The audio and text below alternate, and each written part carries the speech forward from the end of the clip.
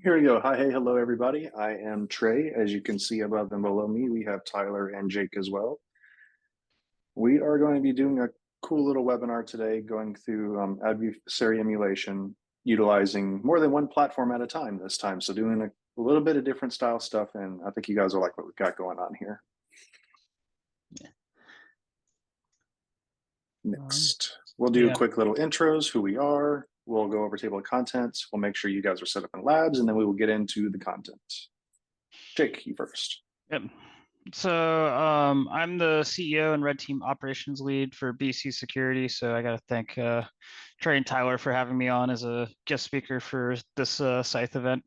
But my background is red teaming stuff for the Air Force. I started off doing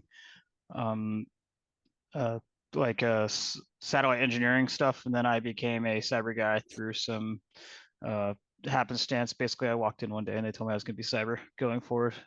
But now I also ran some avionics engineering, security engineering for Boeing for a while, and now I'm full time at BC Security. That's kind of a quick background for me. But I do a lot of consulting work in like secure network design for buses. Is a lot of the work that we do now, as well as just traditional red teaming. All right, I am Trey. I'm our lead over here at SCYTHE for SCYTHE Labs and our adversarial emulation side. All of the cool content, the Threat Thursday stuff you see us putting out, that is me and my group over here. Backgrounds, 15 plus years between DoD and private service in everything from basic IT infrastructure stuff, SATCOM, to defensive and offensive cyber operations. I've played in a bunch of different little workspaces, everything from traditional IT to critical infrastructure. So got a pretty varied background here. If you want to reach out and connect, socials are at the bottom of the slide. Go ahead and snag that.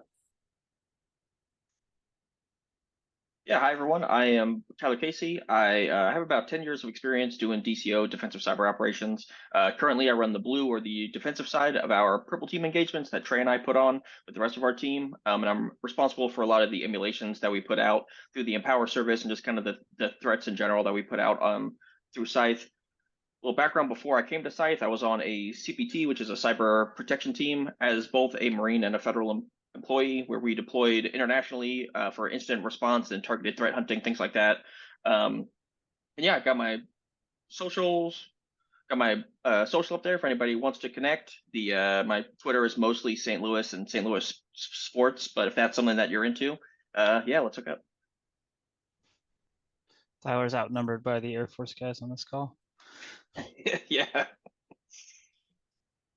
So here we go. What are we covering? We're going to do a quick overview of SCYTHE, what the platform is, what it can do for you. Then we'll do the same, talking through Empire, some of its features, functionalities, and Jake will show off some of the new stuff they've been putting together for everyone. So if you're not following them on the social medias or their GitHub, there's been a lot of advancement in the Empire platform lately, and we wanted to show that off to you guys today. From there, we'll move into talking about threat emulation for a minute, a quick little primer on how we're going about developing our emulation campaigns, how we source information, things like that. We thought it would be cool to touch on this for you guys because the way that me and Tyler do stuff may not necessarily be the same way that Jake and his team do. So you'll get multiple perspectives, multiple views on this whole process. And then from there, we'll get into the whole using automated and manual tools together. So you'll get a chance to dive into the labs, actually play with both platforms, and then use them in tandem to execute a threat emulation campaign. And that's our plan for the next few hours. Yep, should be a good time. I really enjoy talking about threat emulation stuff. So if I talk too long, someone will just have to pull me off. So it's all good. And hey, look at that, right into a lab. If you have not done so already, click your VLP lab link. If you have not received a link, let us know. We will make sure you get one. What we need you guys to do is once you spin up the lab environment, it gives you access, take a minute to look around the console, look at the first few pages of the lab manual inside there, like you can see up on the screen right now. It'll walk you through all the credentials to get into the host, how we're going to go about these labs. All of that information can be found in here. Once we're all set with that, we'll dive into the actual content, but we want to make sure everybody's good here in these first few minutes before we really get rolling. Yeah, and when you first open this, it'll have Control-Alt-Delete. So there's keyboard shortcuts up here on the left to actually do that. VLP won't let you send like a control alt delete like VM, like if you're running like VMware, at least it won't work for me through the Nope, sorry, running a web host. hypervisor in the browser gets weird. Yeah, browser. There we go. My brain, I kept trying to come up with browser, and my brain was just not working for me there. I kept going to Internet Explorer. I was like, that's not right. But yeah. And that should take you probably, I think, to page 3 in the lab manual there, and that'll walk you through where all of the cool functions and features and buttons are. Yeah, it's got these right here. I just know since I'm so used to VMware allowing you to do the control alt delete through the keyboard, that I kept trying to do it and it wasn't working. So I figured I'd just mention it to people.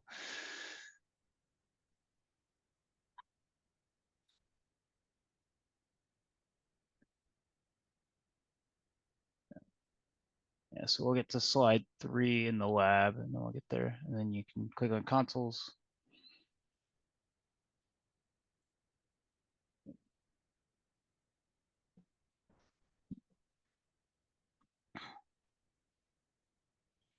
Did everyone get a link for their labs since we've had a handful more people join since we started?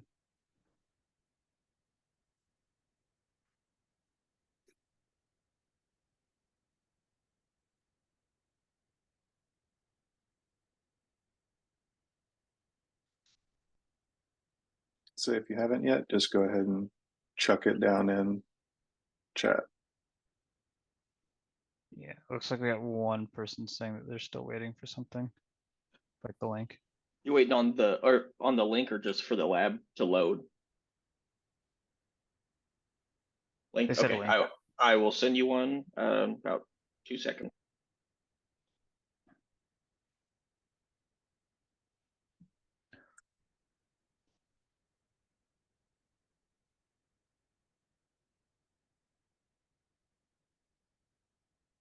And while people are doing that, I'll just do like a quick show of like everything for people. So you got kind of your VM controls over here on the left where it says, I forget what this says when you highlight it, console actions, and then keyboard shortcuts is the one you kind of need. So cut and paste, at least for me, I know when you're using browsers, running hypervisors with browsers, like cut and paste can be a little weird. It was working for me when I ran through everything last night. Sometimes if you are cutting and pasting between hypervisors, it helps to have like Notepad on your bare metal open and cut and dump the whatever you paste or cut from the first VM into the Notepad and then copy it again to paste it into the second VM.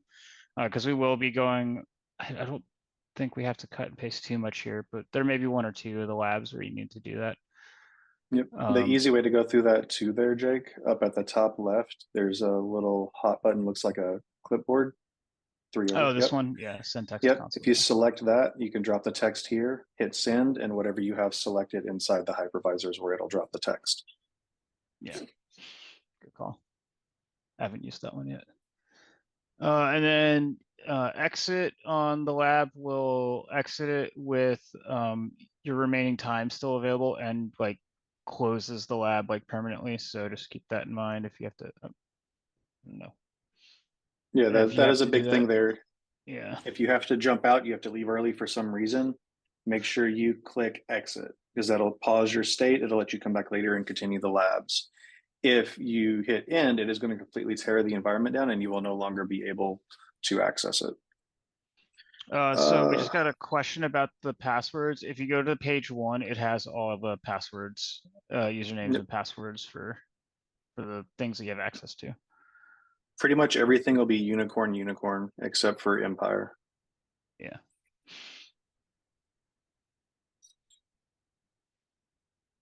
Is anybody still waiting on a lab link? Is everybody good?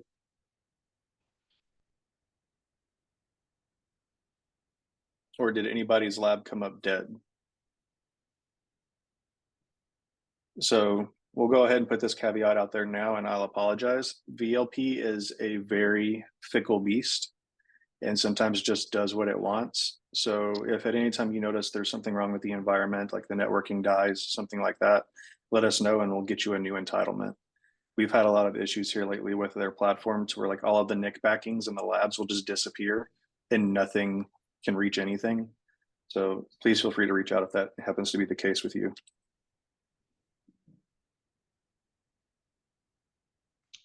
Someone is saying that their box is still not Oh, opening. are you trying to get to the SCYTHE box itself? Those usernames and passwords are different, but you won't have to interact with that box. You'll be able to get to SCYTHE from the unicorn box. So just in the That's browser on that host, you'll have a shortcut to get to SCYTHE, as well as for Empire, Starkiller, and everything. yeah. The SCYTHE machine itself is the server. So we won't need access to for this.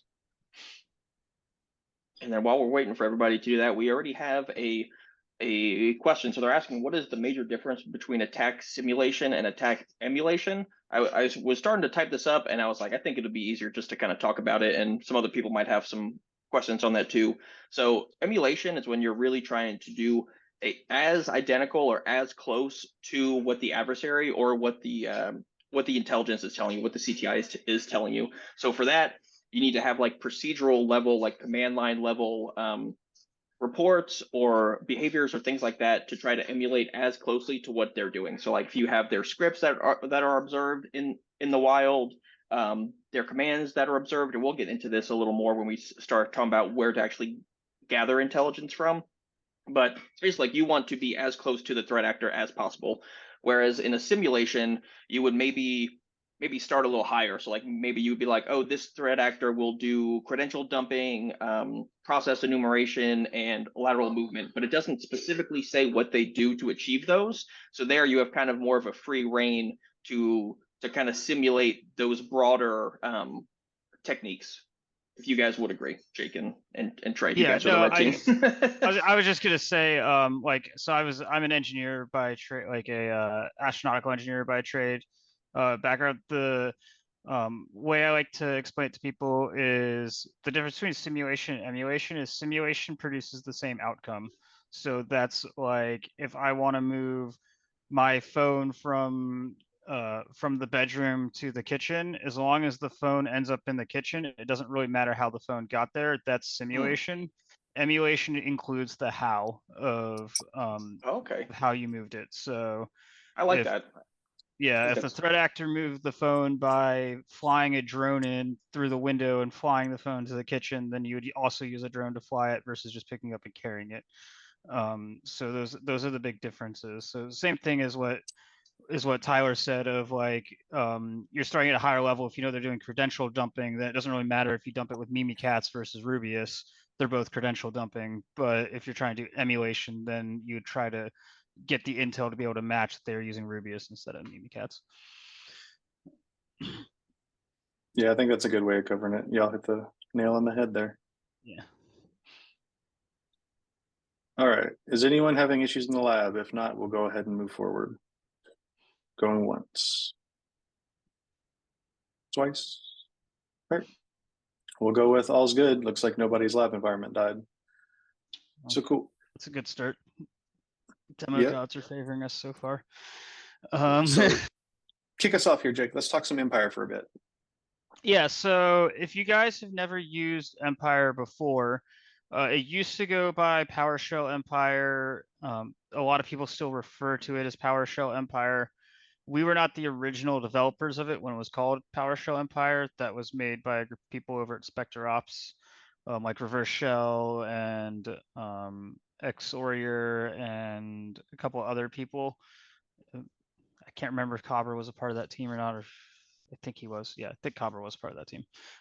Like Cobber, and then they deprecated it because they started moving on to some more other, like some other TTPs. Like they went and built Covenant. There's now Mythic. There's some other things.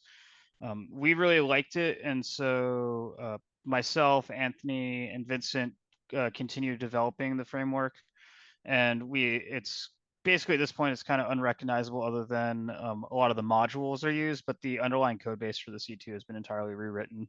But we dropped the PowerShell part. That was a long winding way of saying we dropped the PowerShell part because we now have a C# agent, a PowerShell agent, an Iron Python agent, and Anthony is working on a Go agent. So we're not really we don't have the PowerShell focus anymore. There's still lots of PowerShell TTPs in Empire. It's still probably, in my opinion, the best source for PowerShell TTPs from a C2 framework standpoint. There is Posh C2. They've got some cool stuff as well. I just have a slight preference for the tool I work on, so surprisingly there. But the big thing is that we are also trying to make it an adversary emulation framework is what we want to do. So the big reason that we kept developing PowerShell was at the time, and this was even more true when we picked it up at the time 5 years ago now, there was a large movement away from PowerShell by red teams, and that wasn't being reflected by what APTs were doing. They were still primarily operating in PowerShell, and so we didn't think it made sense for there to be no support of the primary PowerShell TTP tool, community tool, to no longer be supported when APTs were still using like PowerShell all the time. And even today, people that say like PowerShell is dead are we can get on another. I can get on a soapbox. We can have some beers about this at DEF CON if people want to hear the whole soapbox, but they're wrong because pretty much every APT and every C2 still uses PowerShell in some form. That doesn't mean that We it's actually did primary. a whole thread Thursday live last month about it. Yeah. Yeah, we did a whole workshop, made a whole thread off that same thing of people saying PowerShell is dead, and I'm like, where are you guys getting your intel from?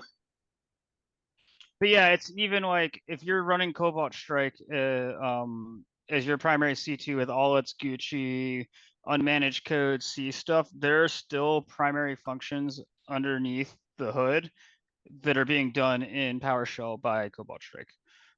Same like if you went over to Covenant, like lots of lateral movement TTPs are actually just using PowerShell under the hood. So PowerShell is used all the time. And then when you start getting into Active Directory stuff, PowerShell is still like one of the primary ways to actually exploit Active Directory, because that's what there's entire PowerShell tools built and managed by Microsoft for dumping the information that are legitimate tools. So there's no reason to go remake the wheel for that. So PowerShell is used all the time. So I'll get off that soapbox now.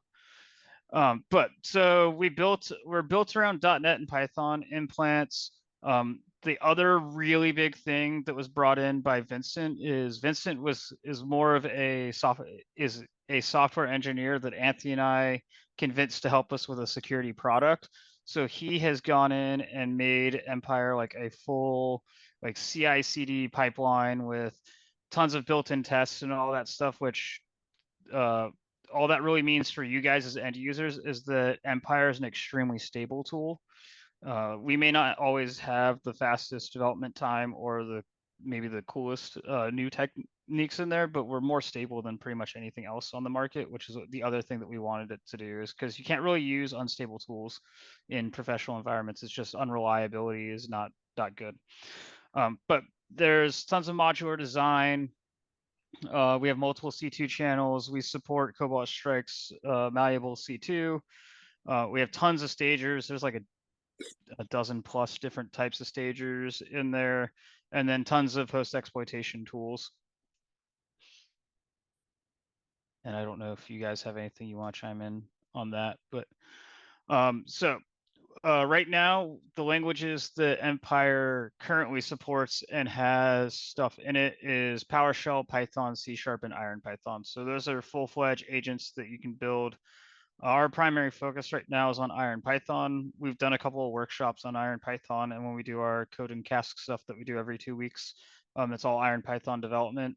It's because right now IronPython operates in the DLR, and we'll talk about this a little more in terms of like when we get to the automated versus manual tools and how things can flesh out. But it turns out that the DLR uses an entirely different compiler than the CLR. So like when you use C#, even though IronPython and C# are both .NET languages that are supposed to be ran on the same kind of tooling, because that's the whole point of the CLR, is to make them like interchangeable, and any .NET assembly can run another .NET assembly regardless of language it's written in. But it turns out the DLR has its own compiler, and currently none of the security tools are monitoring that compiler. So like to the point you can't even attach WinDebug to the DLR. So it's very, very hard to see what's going on with DLR language implants right now. But it's multi-user, collaborative. A graphical user interface. We do have a CLI still in existence, but that's probably going to be deprecated in the near future because we've integrated a terminal like a Cobalt Strike style terminal into the GUI now that if you really insist on doing everything in a CLI format, you can still do it from within the Starkiller GUI. So we're probably going to stop supporting that CLI in future updates. I already mentioned the malleable HTTP listeners that uses Cobalt Strike's malleable thing. And then the other thing that Vincent has incorporated are plugins, which we like to describe as like Aggressor Scripts Lite. So it allows you to do a lot of extension of Empire's functionality. And we've been trying to get more community development involved there because plugins are really nice because you guys can entirely control the repo without needing to like submit it to the Empire project for us to approve of it. And you can share it with anyone and do all kinds of stuff to extend it. Allows you to do like tons of stuff from a functionality standpoint, including like to the point like you can have like Anthony's got a cool one that we show off in like our Empire Ops class where he's fully integrated like Meterpreter into Empire for running like the Eternal Blue exploit. You can use the plugin to interface directly to that, and then you can run like Metasploit commands directly from Empire. It's pretty cool. So this just shows the modularity between all the stuff. So everything's been broken out independently. It just makes the code maintenance and updates easier because now you can update a stager without breaking other things. So not a ton there to go over. And then threat emulation, because we called it, like I said, we want to be a threat emulation framework. So all the modules are tagged with MITRE attack techniques and they're searchable. So that's as we go through how to build a threat emulation plan, you can go open Empire and say like, okay, we know that they're using MITRE attack technique 1108. You go search for it and it'll give you all the modules that fall under that category. So you can start planning out how you want to execute your campaign. And then with implants written in C#, PowerShell, Python, and IronPython, we can emulate most TTPs from most threat actors. So that gives a lot. And then Anthony is working on a Go agent. Once we have a Go agent, we will be able to do unmanaged .NET, PowerShell, all that stuff. We can basically at that point emulate most threats. So that will give us that entire flexibility to build campaigns that emulate pretty much any threat. And then we've also integrated things that are like community-wide expectations for C2s. Like we support BOFs now because that's become a really important thing from a TTP standpoint. We'll execute one during the exercise, but using BOFs like the Who Am I BOF from TrustedSec that allows you to not run Who Am I in PowerShell or CMD because that's always flagged by like seams now. So you can avoid those commands. And then we also have assembly execution. It runs slightly different than the way Cobalt Strike does execute assembly because we're not using a sacrificial process to do that. There's some debate on whether or not you should do it that way.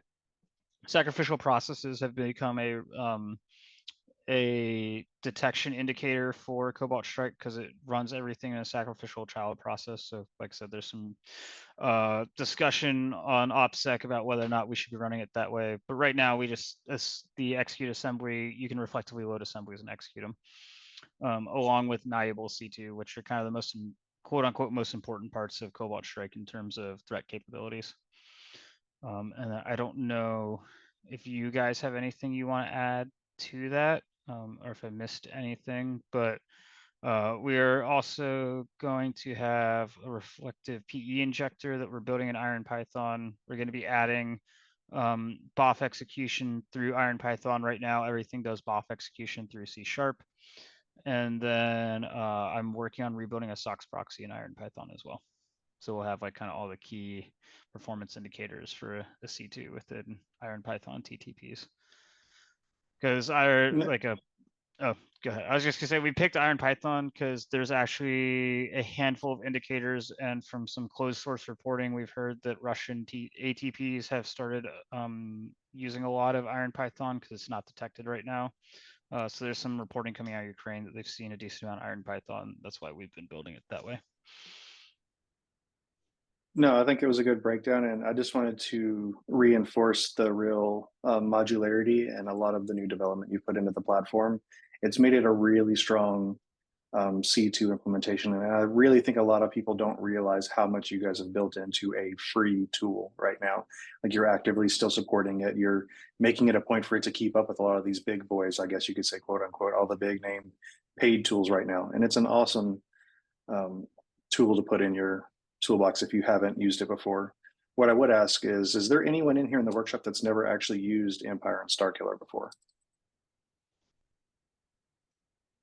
Or anyone that hasn't used it in the last like 4 or 5 years, because it's basically a completely different tool. Oh, a lot of people. Oh, well. Oh, this will be good then. Yeah, we got a lot Yeah. of people that haven't seen it. A lot of new exposure. That works. Heck yeah. Cool. Okay. So I guess we'll go on to the next slide so that you guys can talk about SCYTHE. Yes, sir. So, SCYTHE, what are we? Obviously, you guys have some idea who we are because you found your way into our workshops. So at its core, our platform is a very modular built, I don't even want to call it a tool because it's really like a toolbox in and of itself, but its focus is around adversary emulation. We've got all of those little fun toys and features and stuff you would expect out of a modern C2, but we've put them in an easy to use way. The whole point here, the whole target is to make it, think of like an easy button for blue teamers or potentially inexperienced testers that are trying to help elevate their defensive posture of their organization. We provide a platform to make that happen. It has a huge library of pre-built threat emulation campaigns that you can utilize, all kinds of different modules and tools. So a lot of the stuff, say like Jake was just talking about, say BOFs, using the beacon object files, you've got that kind of capability through SCYTHE as well, along with unmanaged PowerShell, all the tried and trues you would expect, like ways to do elevation and persistence and lateral movement, Mimikatz, of course, all kinds of different discovery techniques and behaviors. And we've put it in a really nice little cool package for you to be able to do everything in one central point instead of having to spread out. Next slide.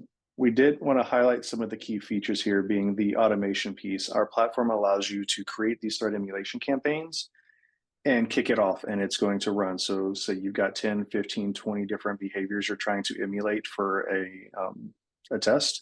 You can let it run. It's going to go execute them all and bring you back the results of it.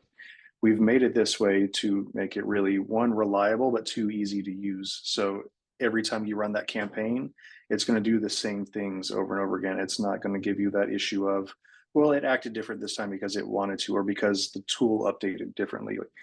The steps are the steps are the steps. It's always going to work.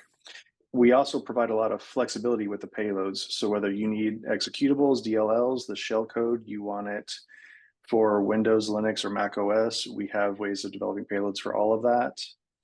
The campaign management is really easy. On the previous slide, you saw a quick example of the threat builder, and you're going to get to play with it more here in the lab today. A lot of the cool stuff we've really been working on too with the platform that have been really foundational features is our reporting and insights capability. All of the behaviors, everything you run and do are smart tagged to MITRE ATT&CK and any other kind of custom things that we create, like such as signal rules, stuff like that. We make sure it's all highlighted. We've really made a lot of the tooling within it modular, so it's kind of easier to use, like click, insert your variables and go, as opposed to having to do this big workup and build up. And then we've been putting a ton of time and effort into integrations with other modern defensive tooling. So integrating with your EDRs and SIEMs and pick your ticketing system and all of that kind of stuff. We're making it a point to where you can make this a central focus of your purple team engagements and use it to help drive your defensive improvements and measures. Yeah, and then just to add, we'll talk about it a little more when we get to the automated versus manual testing part, but I really like the SCYTHE platform because I come from a test engineering background. When I was in the Air Force, I worked at the Air Force Operational Test and Evaluation Center.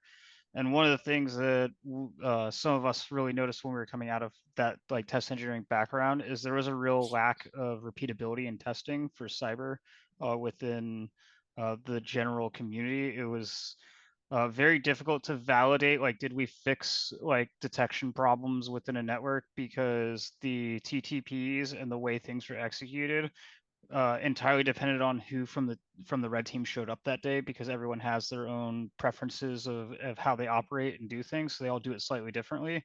So there wasn't a way to create like a repeatable test to make sure that like when we were fixing detections that was actually the case, that we'd fixed it, not just someone operated slightly differently. And so we picked them up, but if the other person had ran their stuff, we didn't actually fix the problem. So just to throw that in there.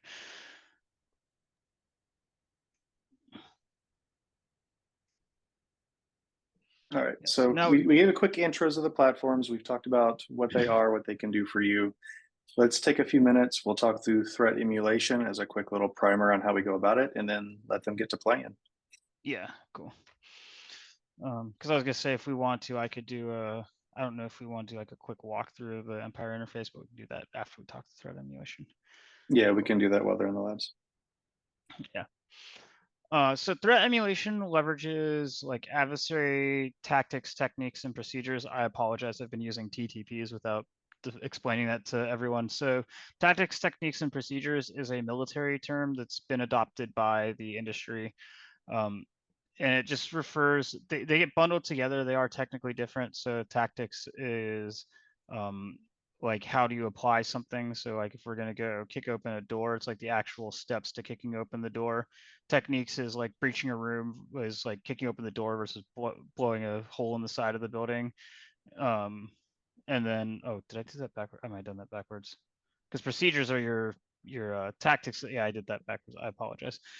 Tactics is like we need to breach the room. Then the techniques is like blowing up the room versus kicking the door, and then the procedures are the actual like steps involved in like kicking in the door, blowing a hole in the side of the room. I apologize for getting that backwards, but so we've identified that. So yeah. I was saying, so what does that all really mean for them? And Yeah. in the end here, what we're saying is we're taking knowledge about how these known threat actors have been seen to operate in the wild, and we're reproducing those behaviors into realistic security tests.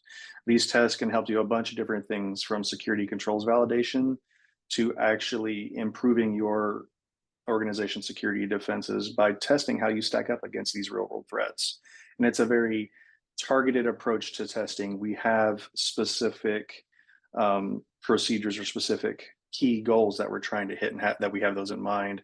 We're not just throwing the book at the environment and hoping everything works out and trying to find holes. That's not the purpose of threat emulation. Yeah.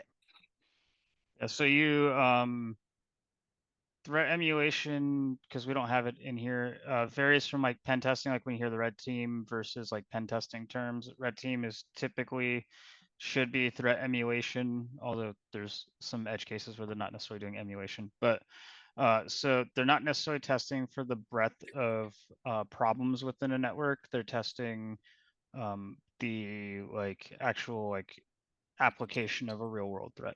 So a little different there.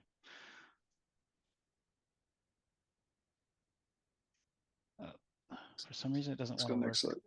when my mouse is on the other screen. I don't know why. How dare you move your mouse? Yeah. So one of the big things when you're doing threat emulation is for threat emulation to be credible, it needs to be supported by data.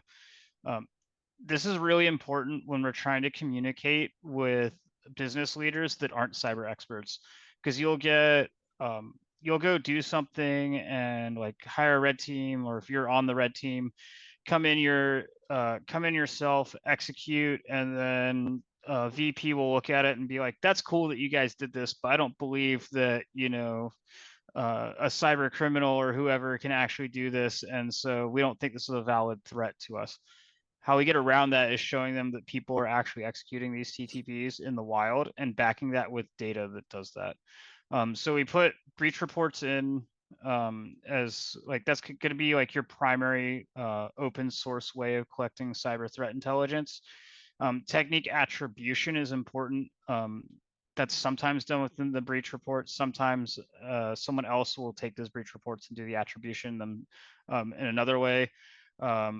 But being able to link it back to the type of threat that is doing that. So knowing, was this like a Russian state actor versus a cyber criminal gang that's running a ransomware bot versus just like, hey, it turned out that some kid in high school was bored and built a botnet that took down, you know, Netflix or whatever. Like it's a way of emphasizing the type of threat and the ease with which it is to employ those TTPs. And then you will sometimes have to rely on subject matter experts, which or expertise, when your CTI is lacking, because we'll talk about it. There's always going to be holes in your CTI, so sometimes you are just going to have to rely on like, well, I've been doing this for 20 years, and I've read a lot of Russian threat actors, and while it didn't say that Turla did this specific technique, it's well within their abilities and within their normal operations because of XYZ. And so being able to back that stuff up, even if it's indirect data, just makes your story that you tell to your business leaders a lot more believable and relatable for them.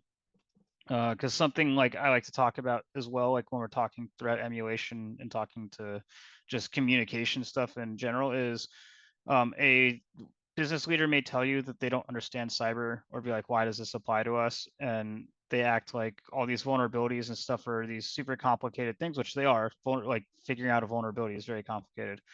But they can generally understand the impacts when you're like, we ask them, instead of saying like, okay, I'm going to exploit your Outlook server, if you just ask them what happens if you lose email for 3 days, they can give you an answer to that, and they understand those things. So, Alec, do you have anything to mention on that? The advisory that was up there? No, the main thing that I was gonna hit on, Jake kind of already said, it's like your threat emulations and your campaigns and things like that need to be based in reality on actionable intelligence that you gather, because you want it to be as real as possible. And especially if people say things like, well, a threat actor wouldn't do that, or that's not possible, or that's not possible, you can have, this is the proof right here that this is being exploited currently now in the wild, and we should be concerned about it for XYZ. Yeah, and that's one of the, it's the double-edged sword of running an open source tool like we do for Empire. Is if you do it with Empire, it becomes believable because anyone can access it because it's free, right? So you're like, when they're like, well, if you come in with your own private tooling as a red team, that's like the super Gucci tooling and stuff, it gives non-cyber business leaders kind of this wiggle room to be like, well, how many people really have the ability to develop the tools that you guys have? Whereas if you come in with an open source tool where you're like, we downloaded this off the internet and we're able to do this, it's a lot harder for them to say like, well, no one else has that capability. So just like another thing to think about. That's a great little look ahead to our defining the threat slide we have here in a little while. Yep. So, and when we think about the whole planning, we've broken down here at SCYTHE into these kind of 5 core components when we think about threat emulation. That first piece being defining that threat. What's likely to happen to us, and what are we really afraid of? What's our worst case scenario, you know? Once we're able to determine what's a potential threat to us, now we've got to go through the whole gathering intel process. Is there any kind of historic reporting that supports our beliefs, that supports what we think is the worst case scenario? Once we have that in place, we need to start doing that capability development, right? We've got to pull all of the behaviors, put it all together into some kind of realistic attack path or pattern, test it, make it usable, and then from there, turn around and put it to work. We think we're afraid of it. We think we might be able to protect against some of it, not all of it. Let's really see where the chips fall, right? See what we can see what gets passed, and improve from there, which that takes us right into that whole debrief and improvement part. If you're not reporting on what you're finding, what you're seeing, what is it all even for? You've got to make it a point to document your findings, document the holes that are seen, and not even just the negatives, document everything. Was there a good win? Was your specific tooling working really well against a certain procedure? Make sure you document that so you know you have that coverage, and it's something you can say, hey, what we've been doing makes sense, it's working here, and here's how we can improve. If you bring negative all the time, people are just going to stay in that, well, security sucks mindset. If you start showing them, hey, they're winning too, it's going to make your life so much easier when it comes to doing threat emulation and as a security professional as a whole. Yeah, that's a just like that's a really good like tidbit just for like report writing in general. If you give people kudos, even if there's limited good things to happen during an assessment from the defense side, if you at least make the effort to highlight the things they did right in a report, you'll generally have a much better reception from the blue side, because they at least feel like they're getting credit where they are working and on the things that they're doing. So that's just a random like report writing tidbit there that's useful.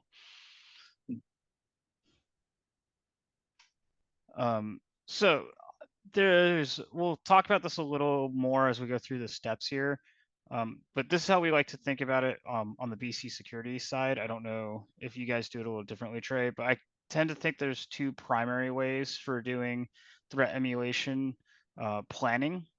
There's starting with a TTP or a set of TTPs, then researching for a matching threat. This is typically what happens when you come in and you have a customer that's like, we know that PowerShell is a weakness for us, or we really want to see you guys do phishing because someone clicked on a link last year and we did really terrible, like where they give you a TTP that they're like, you have to include this. Then you may go research a threat that is already using those TTPs. Sometimes you can do like a hybrid where you justify why you're using a different threat while including that TTP, but you'll start from there. Other times it may be just if you're resource strapped at your organization and you've got only 2 or 3 people available for an assessment and you're missing some form of expertise, because like your guy that's really good at writing C tooling happens to be busy and he can't help you on the assessment, then maybe you guys are going to be limited to executing like .NET threats, and so you might reverse engineer it a little back into a threat that way. More commonly, we're going to try and identify something that's relevant to the customer and then identify their TTPs and plan from there. And that relevant threat is like kind of one of the most important parts to me about doing threat emulation. It does no good to come into a company that's got 100 employees and 2 people on staff for IT doing their entire security network and emulating like Turlo, which is a Russian nation state, like FSB backed cyber group, like basically like kind of Russia's equivalent. Oh, I'm going to totally screw up which one FSB is in terms of NSA, CIA, but regardless, they're a government entity that's running it. It does no good to come into that organization and emulate that threat, because you know that they're going to get smashed by it. They don't have the resources or the people to be able to counter that threat, and they're never going to even try. They don't have the money, they don't have the personnel. It doesn't matter. So that's not really relevant threat to them, unless they're saying, well, we're going to go build this top secret thing for the government and we need to be ready for that, then you have justification for it. But most of those small companies are just trying to avoid being caught by their employee clicking on a ransomware email or their credentials being stolen from phishing, or just those basic or IP protection, making sure that their stuff's not stolen super easily off the network.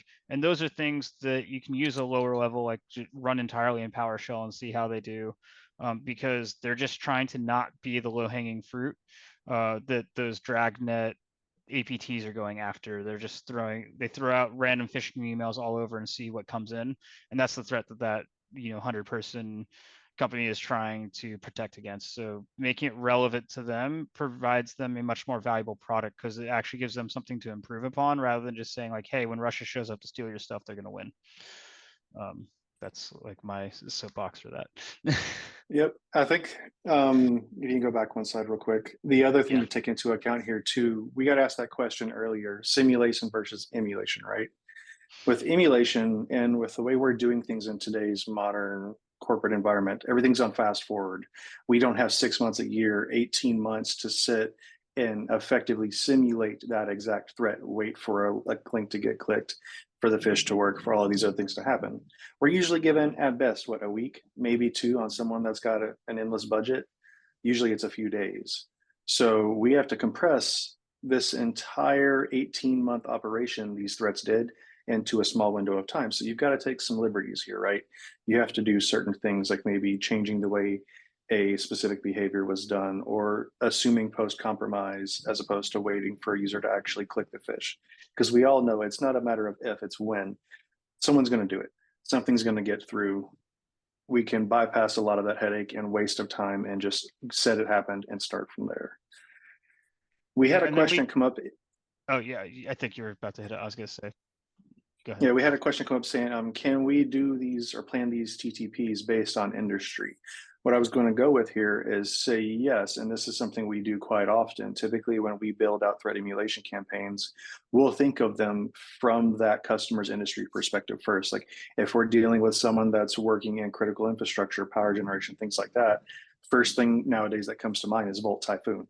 So we'll build something, we'll look for content similar to that, we'll work around that and make it fit to that customer. The other thing we often do is we'll have a customer define their own threat. A lot of people don't really know who or what is a threat to them. We're going to talk about that on the next slide. We'll help them define what that threat looks like, and now from there, determine what behaviors and TTPs we want to emulate to test that assumption. Yeah, because yeah, I would just add, I 100% think you should plan based on industry, because not only does there are threat actors that specialize in going after specific industries, because things like lures you use for phishing can change based on the industry, like what is effective changes based on the industry. But the other thing that's really interesting to think about that sometimes doesn't get talked about is the impact, like the desired impact of your cyber operation can vary across industry. So like critical infrastructure is a high target for nation states because they don't even necessarily need to steal information from the critical infrastructure. If they can just DOS it, that's often very effective for what they're attempting to do. The Russians have done that a ton in Ukraine, taken down like entire like energy networks so that like the Ukrainian army doesn't have access to power. And so they create a so those impacts that they're trying to achieve create very different TTPs that they want to implement, because someone that's just trying to get a ransom by hitting like a small company and just wants to get paid out, or like North Koreans want to get paid out a bunch of money, probably has no interest in targeting critical infrastructure because they don't want the blowback if they screw it up. So if they're not like a huge nation state actor and they're just trying to make some quick money, they probably will like just avoid that industry because the blowback of targeting that may not be worth the payout to them. And so like that's just another thing to consider. Risk versus reward. Yeah. So we got someone that made a comment that I'm just reading real quick.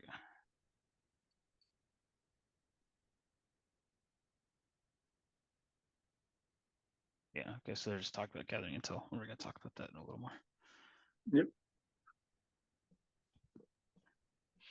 Yeah, so that takes us, we were kind of already talking about it, but you want to define your threat based off of your environment, your industry, your company, what software you have, things that are available. So you have to think of, when you define the threat, you have to think of who has intent, who has the capability, and who has the opportunity. So the capability could be if you have like, script kiddies who just found something on the internet, or they were going through Shodan and found that you have something publicly available. Could be a nation state actor, things like that. For opportunity, you could think of if you have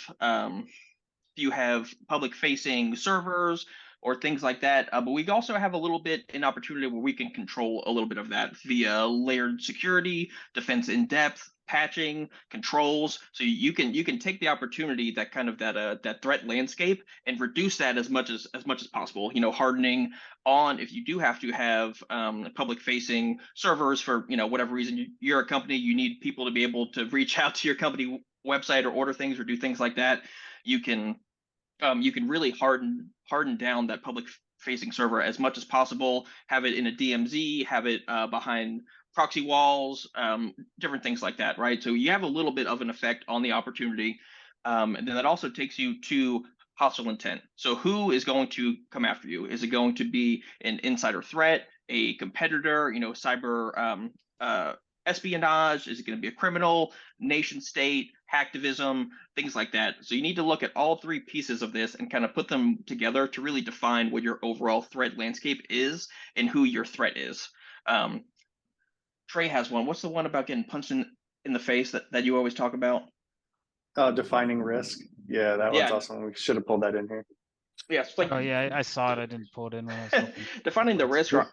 or I think of it as like I like to say like your little brother, right?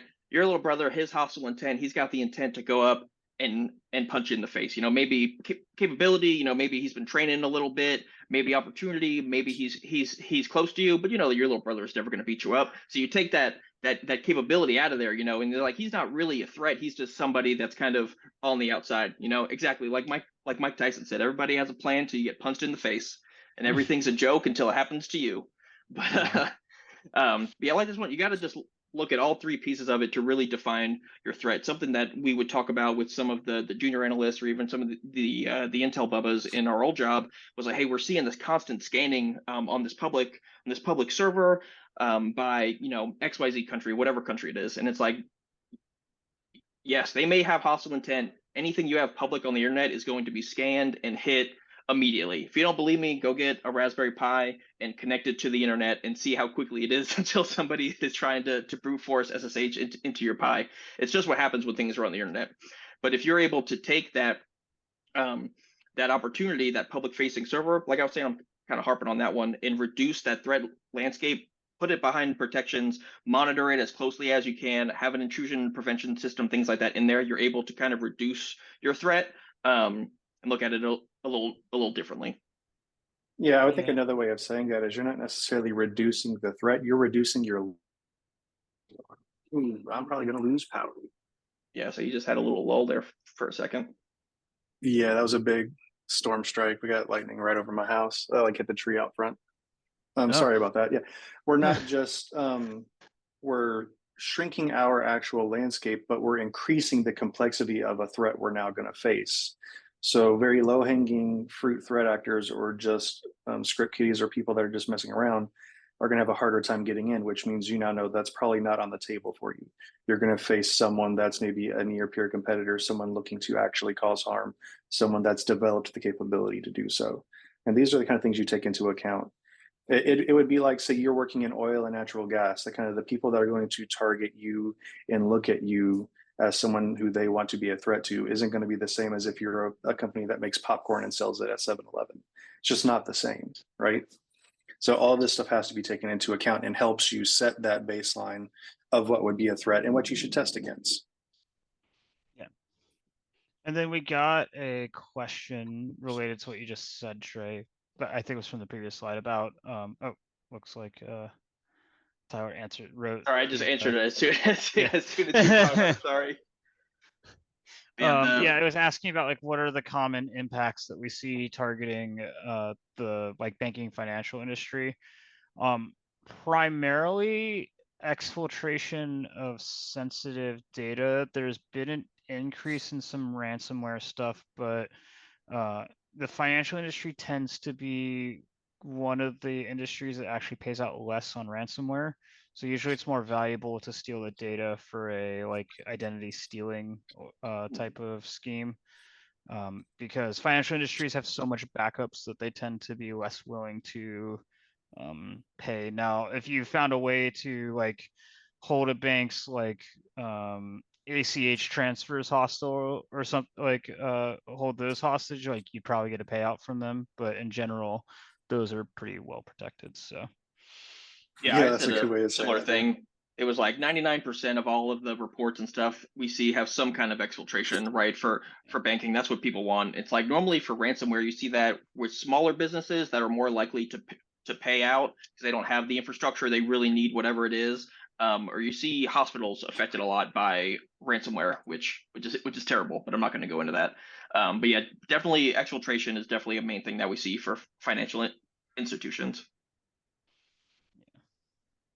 but they tend to one of the things is financial institutions tend to be one of the only industries that actually has like very strong segmentation of their systems. So like the systems they're using to log into your bank account are not the same systems that are used for actually doing the accounting of like the ACH transfers and all that kind of stuff. So it's very hard to get like a stranglehold on a bank in terms of their like operations. So the ransomwares tend to not be that successful against them. So we had one more question around this same line, and then we'll move forward. Okay. Which industries are mostly targeted and most likely to pay the ransom immediately? Now, the way to think about this is who has realistically the most to lose with downtime. And a lot of that comes down to things like industrial processing stuff that are they're generating some sort of product. They're us part of a supply chain, things like that. Uptime is key in stuff like critical infrastructure or manufacturing. And the longer they're down, the more money they're losing. So in my personal opinion, you'll see more organizations like that pay the ransom as opposed to say like a public school or a company that just makes popcorn, something like that. What you run into is a lot of this is kind of speculation because not everyone puts out if they actually paid a ransom or not. There's the data is muddy at best on who's paying compared to who's not, compared to who actually did their backups. It's kind of just a guess in the dark, right? But I would personally say anyone that is in a critical realm or generating some kind of product is likely to pay if they have the ability. We Yeah, have noticed that there's been a weird change in the way like ransomware works too. Some of them, they they've all decided, I would say almost collectively, at least it's what it seems like from what we're seeing and reporting in the last few years, is they won't touch things that will cause impact to human life. If someone's going to die from it, they don't do it. They'll purposely avoid things like a NICU or specific pieces or wards of a hospital or of the way they're doing things. But they'll go and hit an education system all day, or they'll go and take down some local corporation. They don't care because there's no impact to life. There's financial loss, and that's it. So they're kind of keeping each other in check too, which makes it a little harder to know who's truly being impacted. yeah, we've Like they got also their own pirate code. yeah, the other thing that we've seen that has started changing it, because so basically ransomware burst on the scene, everyone was getting their lunch eaten, then industry adapted enough to kind of be able to recover from a ransomware attack in a reasonable amount of time, depending on the size of the company. Reasonable amount of time by just reloading backups and all that kind of stuff. So the thing that's been the last 2 or 3 years is that ransomware is also exfiltrating data to blackmail the company with the release of the data on top of the ransomware of the actual computer systems. So there may have been an increase in the last few years of ransomware being paid out because the company is willing to pay to prevent their IP from being released, not because they're paying the ransomware to get the systems released. So that muddies the water a little bit more as well. Why But get yeah, paid once when you can get paid twice? yeah, but Trace said and I mentioned earlier, depending on the threat, there's a lot of threats that don't want to fuck with anything, right? Like if you hit a hospital with ransomware and you kill a whole bunch of babies, uh, the response from law enforcement is going to be very different than if the hospital calls and says like, hey, we can't figure out how to bill patients and we need you to go after these guys. So whether for moral reasons or self-preservation, they do tend to avoid some of the impact of human life when it's not a nation state. Now we have seen some nation states. It wasn't Trident, wasn't the name of it, but like we saw someone try to blow up an oil processing plant in Saudi Arabia about 5 years ago, which was like was like one of the first attacks where it was clear that they were targeting like the intent to like hurt people. That attack wasn't successful, but they did specifically try to disable like the overpressure protection systems in the oil rig. So it was pretty interesting. It starts with a T. I can't remember. There was a bunch of presentations on it at Black Hat that year. It was, but okay. We'll move on to the OSINT part. So open source intelligence is going to be our primary way of doing threat emulation. There are some closed source services out there within the civilian industry that you can pay for, but they're very, very expensive. And typically, especially if you're like a red team shop, you're not going to have the funds to pay for that. It's generally companies operating in the like critical infrastructure area that are paying for that kind of stuff, or technically the people doing closed source gathering technically offer a commercial service, but like no one buys it and they're just selling it all to the government. But they do exist. But so where do we collect our open source data from? I put like my 3 favorite sources. GitHub, you can collect information if you're targeting a specific industry that has like apps or software that they're publishing, but is a more general Triton. Oh, someone posted it on here. Yeah, Triton malware was the malware that targeted the safety systems. But I tend to use Twitter a lot to get kind of some interesting stuff that's going on. Google, obviously, we'll talk about Google dorking in a second. And then Reddit can be an interesting place to find stuff because people tend to try to post their own research or tools that they're building on what they're doing to get to farm karma on Reddit. So humans' need for approval can sometimes net you some interesting data. So that's one of the places that I like to go look as well. I don't know if Shrey or Tyler, if you have any other sources that you like to throw in there. We do. We've got them a couple slides in. Oh, that's right. Yeah, I forgot. So Twitter is like an interesting place because people will post things like very quickly. So about a month ago, we published our script block smuggling TTP that Anthony and I have been doing a bunch of research on. And within like a couple of days, there were already people posting on Twitter about seeing like stuff going up in VirusTotal. And I don't pay for a VirusTotal account, but these people are in like research positions where they have access to paid VirusTotal. So like I can get the data to see that someone has already tried using it without actually have to go pay for VirusTotal. Like it's kind of a nice thing. There's also some well-known accounts that'll post trends like the DFIR report account and VX Underground. And then you can find random research is like another thing. Like if you look specifically for, you want to try and find VBA research or find PowerShell research. Again, people are trying to get traction for building their own names. So you can find random research that someone's published on Twitter, and hopefully people like engage with it. And then that's like another source that I like to look at. Then Google dorking is probably the primary way that I go do research. The probably newest one and most useful, like one of the big ones, is this after before. That's a relatively new one that Google added, I think, like 2 years ago.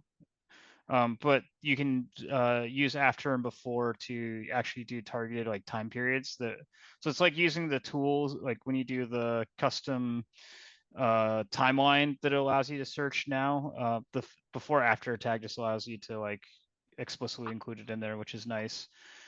Site, file type are kind of very common ones. I like to use the in-text one a lot, or in-title one. The in-title one's really useful for finding old research. If you're like, I remember I read an article about X and it was something titled like this, using the in-title to try and find it again is really useful.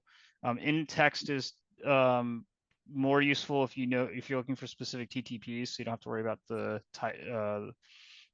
title, like what the title is. And then you can use related, but I haven't had a lot of success with it. I don't know if you guys have used related, because it tries to find, as implied, sites related to that, but it's really just going off of the SEO. The people have, or at least it seems to be going just off the SEO of the people's website. And so like if you're finding like some random obscure blog, that dude probably didn't put any effort into his SEO, and finding something related to it is kind of not all that useful. So I put it on there because it does get mentioned by a lot of people, but I don't find related super useful. Does anyone have questions about Google dorking? Google dorking is really fun to kind of dive into the weeds. And then these are y'all's sources. Yeah, so we wanted to put out here just a few that we find that really have been producing quality content here lately. And what we're talking about by quality content, we mean they're putting out reports and advisories and things like that that are not just saying, hey, we think somebody did a thing. They're being like, hey, these people are targeting this specific thing. We saw between these dates them do X, Y, and Z, and they're providing examples of the behaviors. They're providing breakdowns of, say, a particular kind of malware they're using, stuff like that. So you really get the full picture and the context of what's happening, not just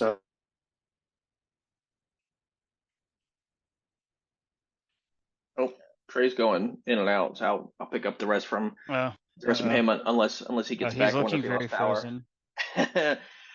Yeah, he must have got that lightning strike.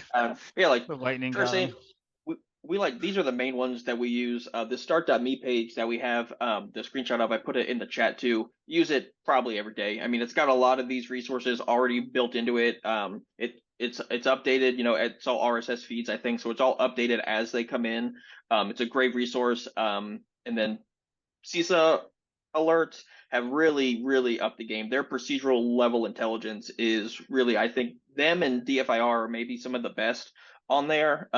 Google, as well as Google Mandiant, their new, I can't think of, I think it's like I can't think of what their team is called, but if you do Google Mandiant blog posts, they have a lot of really good stuff in there.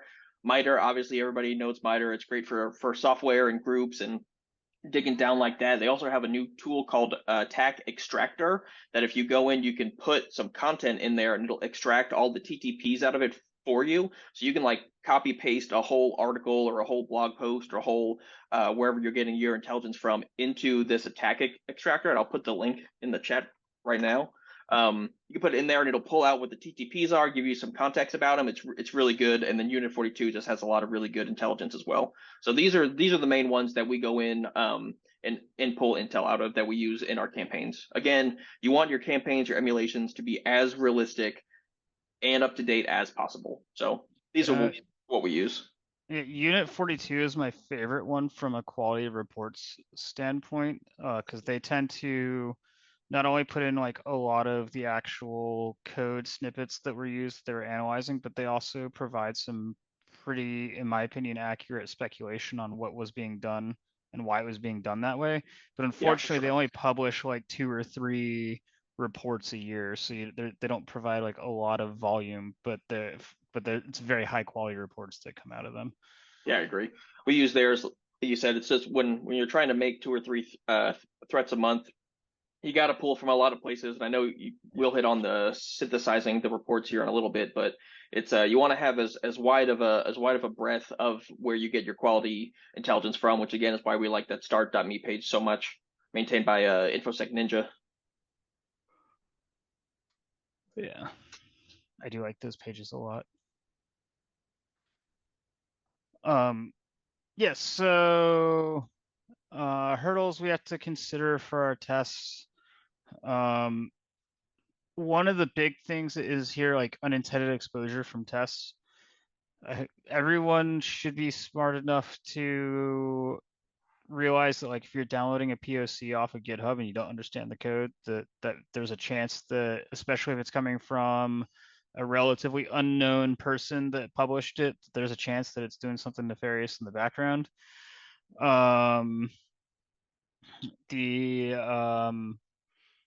So you got to be aware of that, as well as aware of some of the it's been a while since we've had a really widespread memory corruption exploit that's come out that's been really impactful, like like an Eternal Blue style one. But if you're using a memory corruption exploit because it's a TTP of the threat that you're emulating, you have to keep in mind that anytime you're doing memory corruption, that there's a possibility that you're going to cause a system to fail, even if it's relatively stable. Like Eternal Blue is super stable. It still does occasionally blue screen boxes. And if you're doing that on a production network and you target the wrong thing, that can be really bad.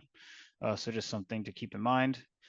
And then speaking of like blue screening, it's also if you're looking at performing emulations or red team type of activity on a critical infrastructure or ICS standpoint, you have to be very careful about what you send that way, because even something as simple as like a ping sweep or port scan or nmap scan or something like that can bring those systems down. Yeah, our image got slid down on top of our.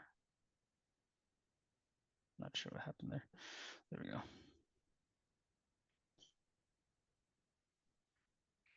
Yeah, so you gotta be very mindful of that. But going back to the CTI, one of the things that is the most difficult for us from an open source intelligence standpoint is there's always going to be gaps in the reports we get.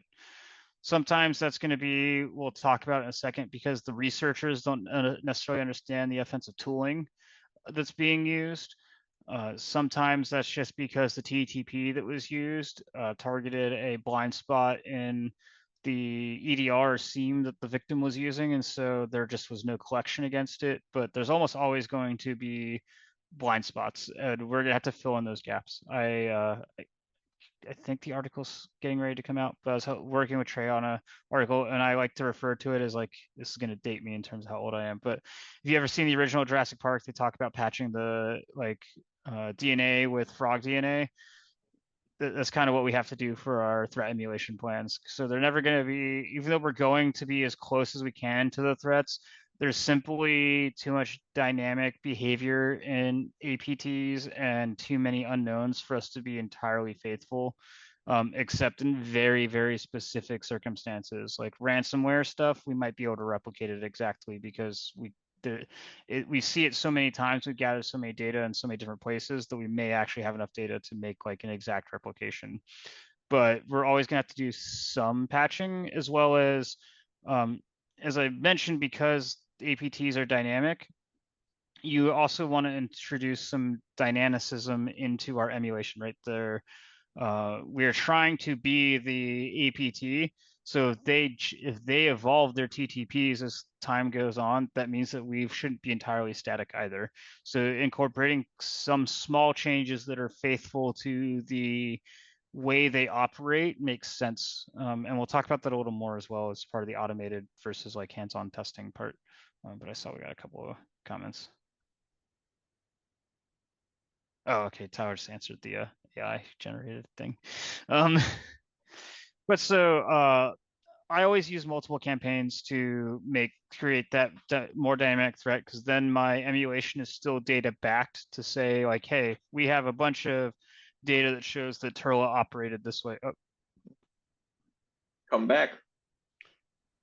back. Yeah, So well, the lightning at least didn't burn the house down. That's a good sign.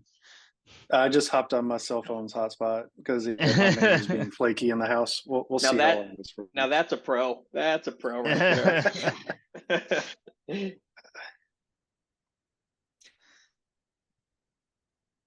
Yeah. All right, GG, thanks for seeing you. Yeah, so we talked through this. Let's go ahead, and I'm going to go to the next slide. Yeah. So this is an example of how threat stuff may get kind of weirdly interpreted by defenders when they're doing their analysis. Let me change my thing to a pointer so you guys can actually see it. Okay, so if you go read the report, this was a Unit 42 report. They talk about this section here as like they aren't really sure like what was going on here, because it goes from an unmanaged DLL to an unmanaged DLL to C# and then to PowerShell. And that looks really weird, right? If you don't know what's going on here, that's like, why would they do that? Because they're already unmanaged. Why would they load another DLL stager that then loads C# that then loads PowerShell? Surely there's an easier way to do that. Well, this is what injection tools like Reflective Pick or Donut, this is how they work. So this is almost certainly a pre-built tool that they got from somewhere that's doing, most likely based on when they use this, I would guess that it was Donut, but I didn't have the intel to look at it. But the way those injection tools work is they create a DLL that they then generate the binary for, so that you have position independent shellcode. To load PowerShell from an unmanaged process, you have to load the CLR and then use a .NET assembly to load in PowerShell to create that interface. There is no unmanaged to PowerShell interface. And so it looks really weird, and like the defenders didn't really know how to describe what was going on there, but us as attackers may be able to interpret the report in a more meaningful way. and identify like a tool that does that process.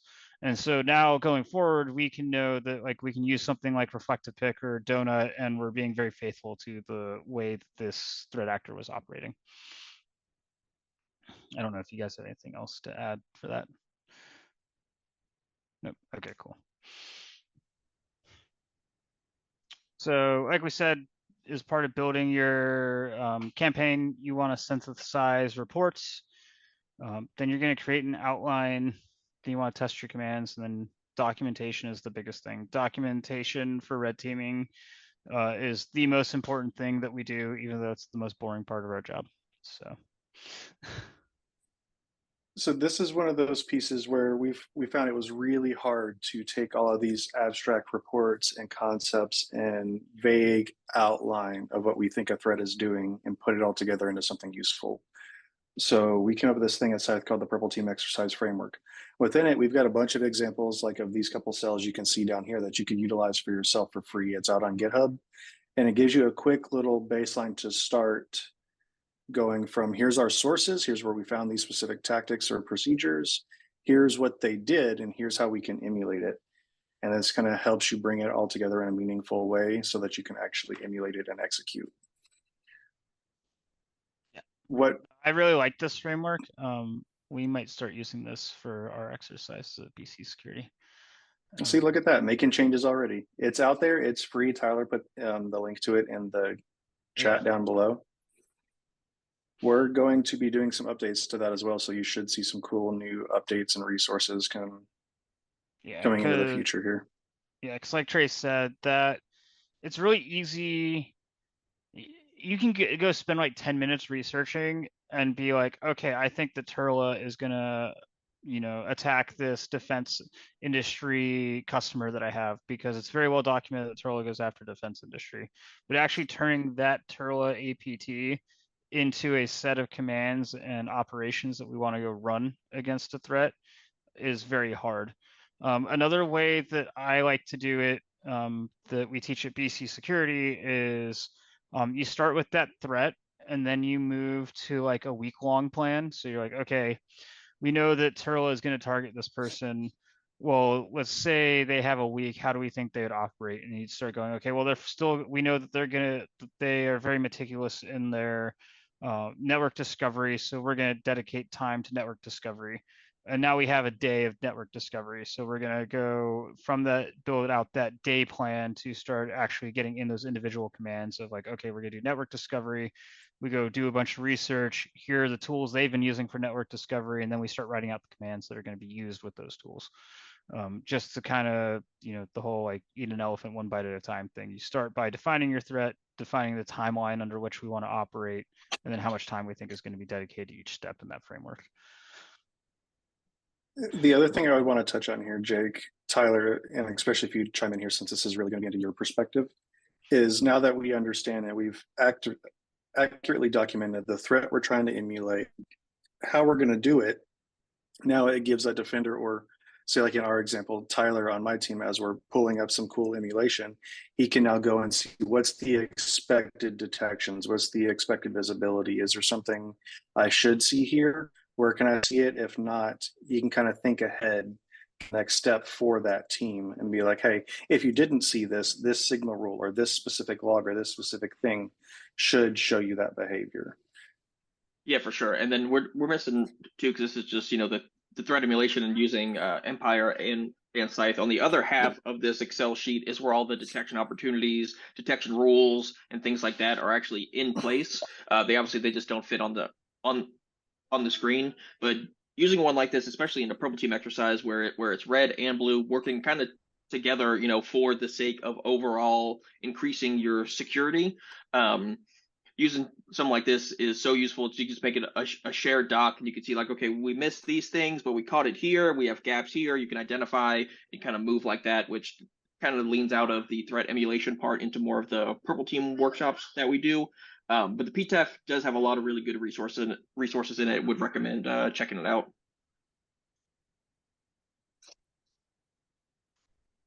Cool. Now we're going to actually go do some threat emulation stuff.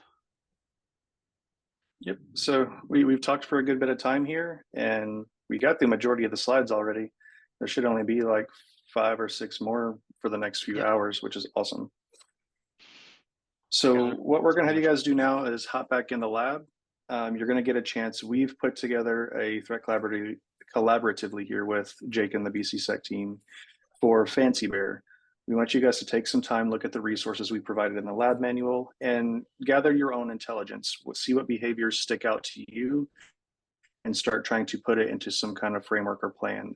That could be simple as just putting it into a notepad document and sorting it all down, or maybe you like to use Excel locally, or you can go pull down the PTAF and use some of the example documentation in there. But take a look at the articles, research the thread a bit more, and maybe see if you find some cool articles that we didn't mention. I'm sure there's still plenty out there. For sure. Yeah, there's And definitely lots out there. it'll take you to page 15 in the manual. So go until you see page 15 or where it says phase 3. Oh, that's the wrong VMware.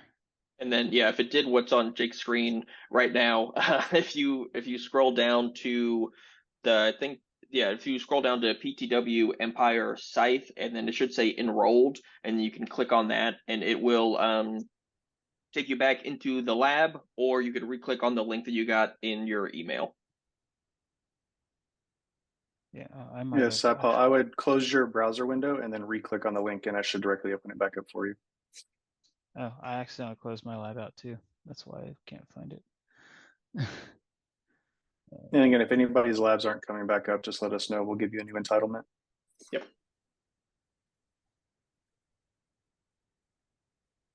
And then also, if you're in the labs and you cannot reach some sites from inside of them, please let us know. Like Trey had hit on earlier, that for some reason the NIC backing will drop on random ones. So if you have any issues, please just let us know as soon as it happens so we can send you a new link. And then I think we put about 20 minutes for this one. So I have 1:27 Central Time. So you want to go ahead till, would that be 3 Eastern, about a half hour or so, and we'll check in and see how everybody's doing. Yeah, that's fine. Sweet. So we'll go ahead and go through again. If you have any questions or anything comes up or any issues, please let us know. You don't have to try to figure it out on your own. We only have a few hours.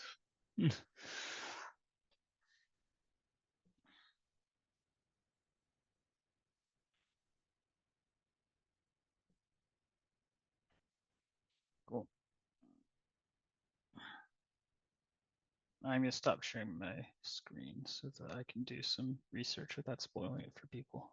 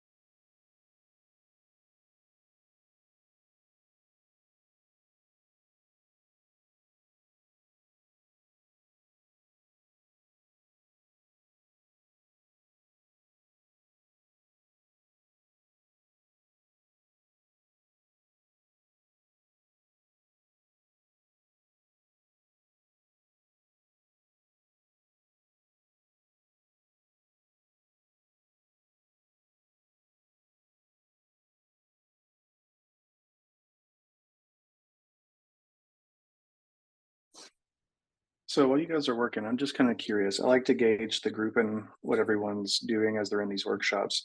Is this anyone's first time going through this whole CTI process or trying to develop an emulation plan?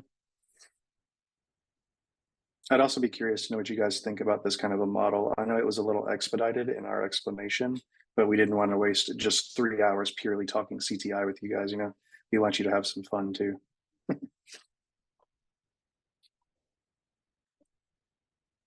I'm sure there's some masochists out there that would think 3 hours of CTI was a good time.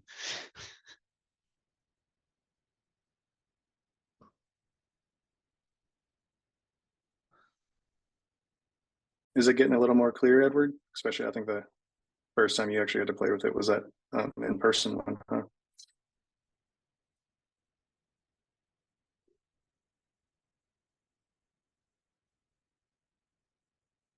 As much appreciated, Yasser. We do think it's awesome here.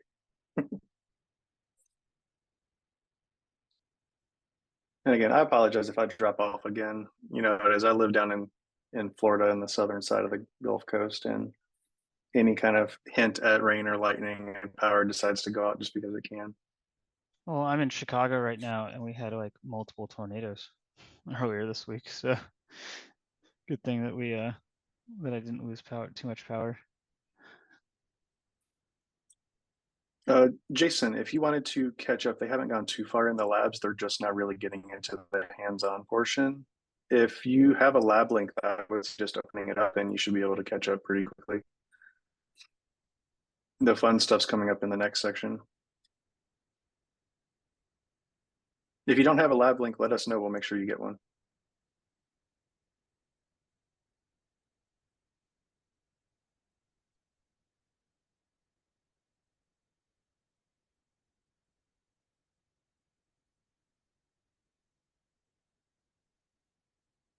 All right, so Jason needs a lab link. Let me get you that.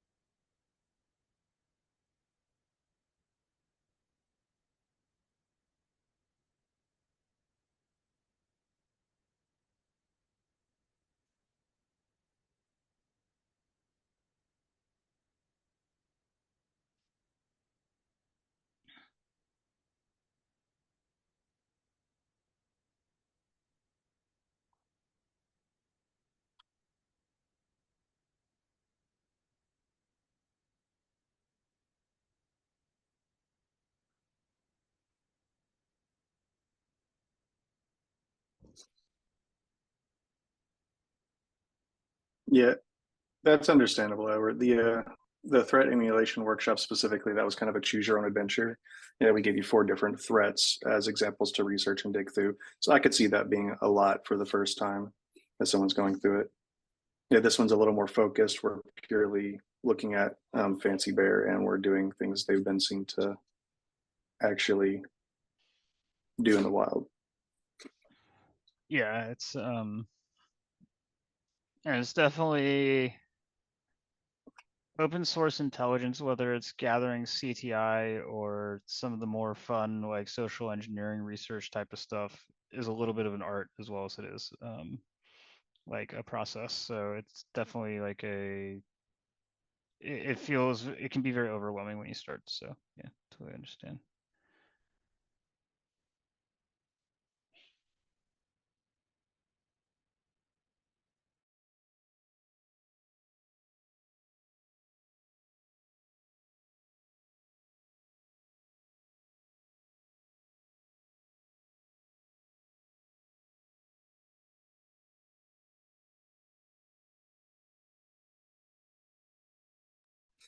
Does anybody have any questions or concerns about the task in the manual currently, or anything they're looking at?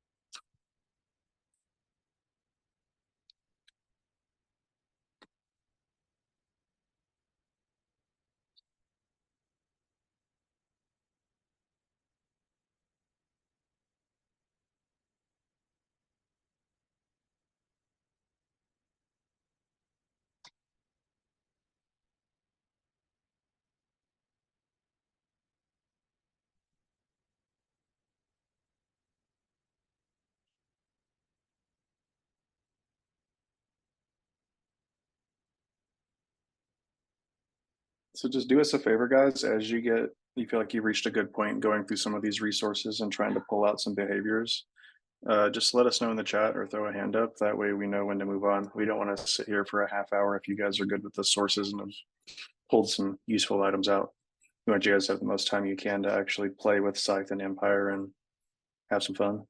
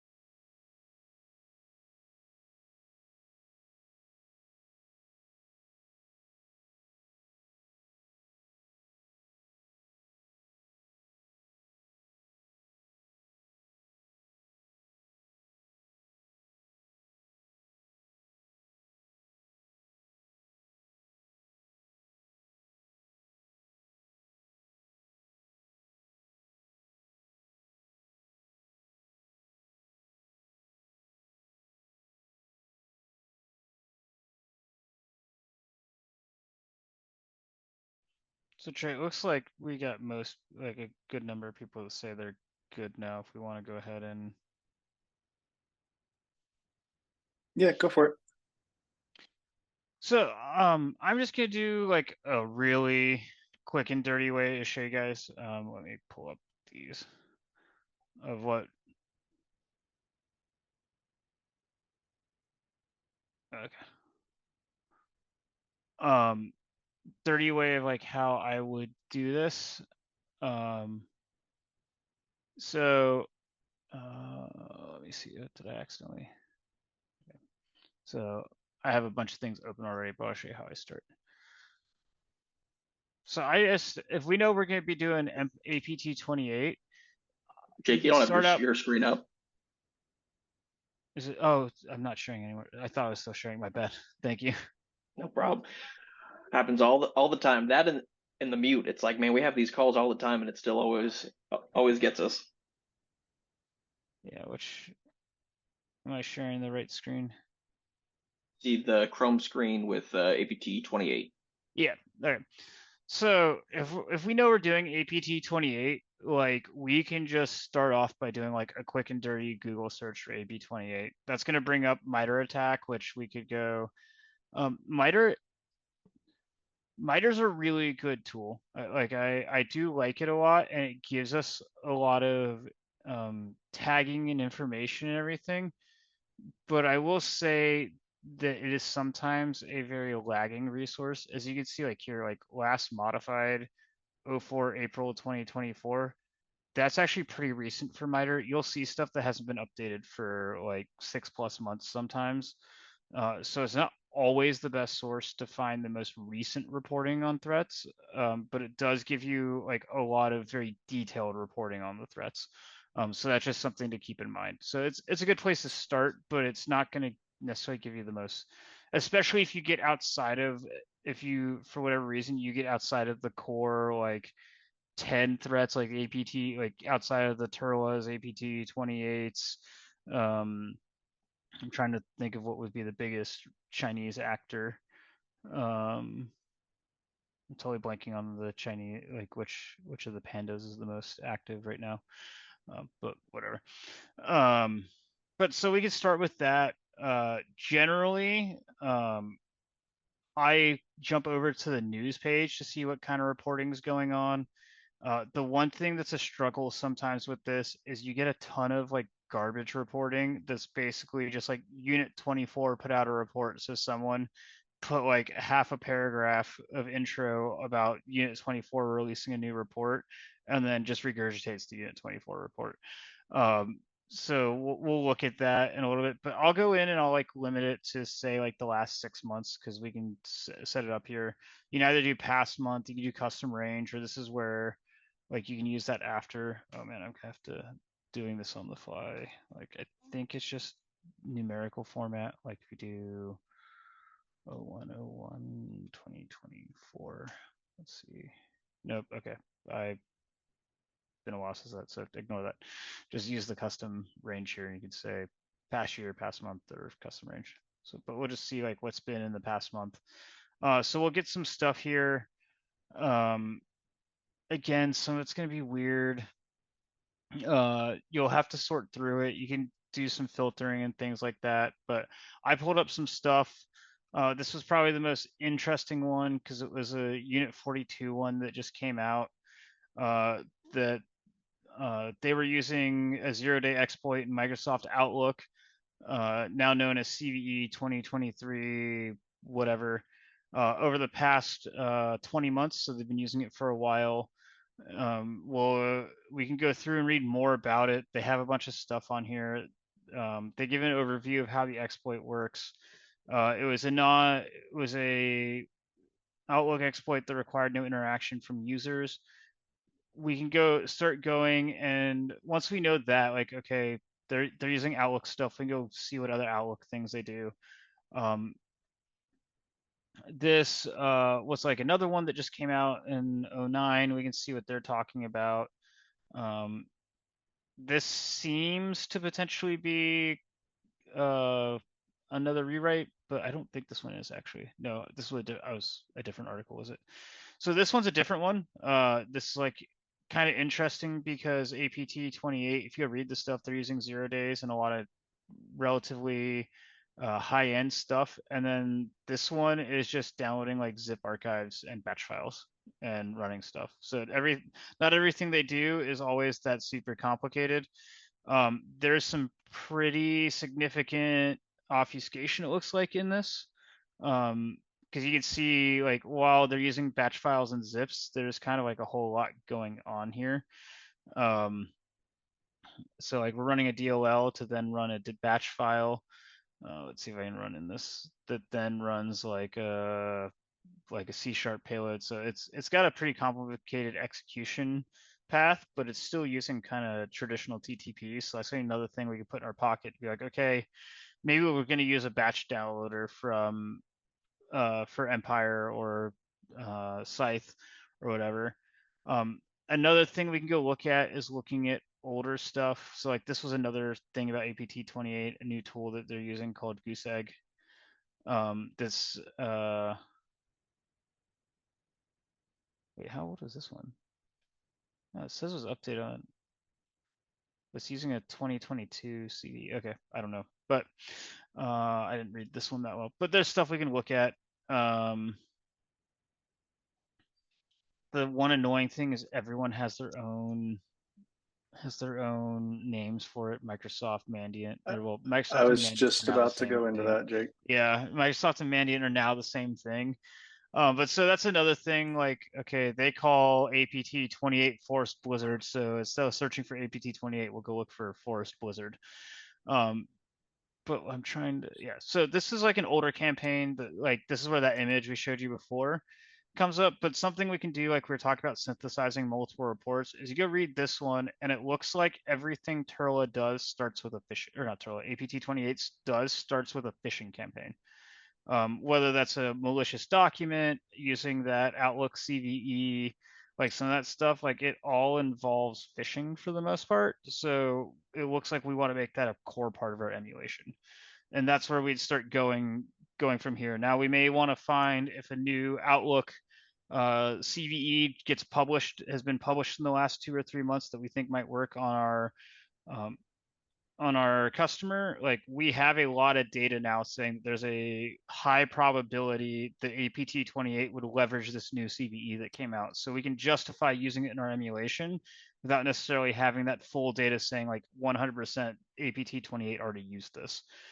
So that we can create that dynamic element of our threat emulation to stay up to date with the threats that are relevant to our customer. The other thing we want to mention real quick too, and you kind of started hitting on it earlier, is naming schema. Who in here had trouble kind of deciphering what everyone was talking about? Because if you just search APT 28, you might get a million different names or places referencing them as something different. If this is an issue you've ran into, Tyler dropped a link down in the chat for everyone. This is an kind of a constantly updated Google Sheet that's hosted publicly for everyone to access. We don't claim any rights to it. It's not ours, but they've done a really good job of making kind of a Rosetta Stone that tracks everyone's naming standard based on the original threat, what its original name was, and what each vendor calls it. You can also find some of these trackings in MITRE, although it's not as complete. The Rosetta Stone that was linked is updated fairly regularly, and as someone's naming schema, like Microsoft here just recently redid their entire naming schema, they update the Rosetta Stone as well. So if you need other search parameters and maybe you want to look at different names to see different kind of reports, that's a good reference to keep in your back pocket. Yeah, another thing, I don't want to dive too deep in the weeds on this because we could talk about it for a long time.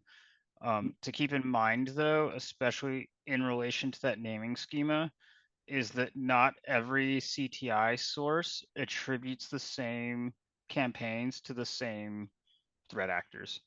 So you may see Unit 42 say, like, we believe that this is APT 28, and Microsoft does a publication that says we're tracking strontium whoever that we think that we track as APT 26, and we're attributing it to them. And there's a very lively discussion on how attribution should be done on Twitter if you ever want to go dive deep into the weeds of that. As well as there are definitely some groups that are probably overlaps of each other, that are probably the same threat actor that have been tracked as 2 different threat actors. So that's another thing to keep in mind. If you find something, you read an article from someone that seems to be about related TTPs, but they're attributing it to someone else, doesn't mean you necessarily have to throw that article away. But that gets, like I said, that starts getting into the weeds about how that's all tracked by different people and how attribution works. But just something to keep in mind that not everyone always attributes the same campaigns to the same people.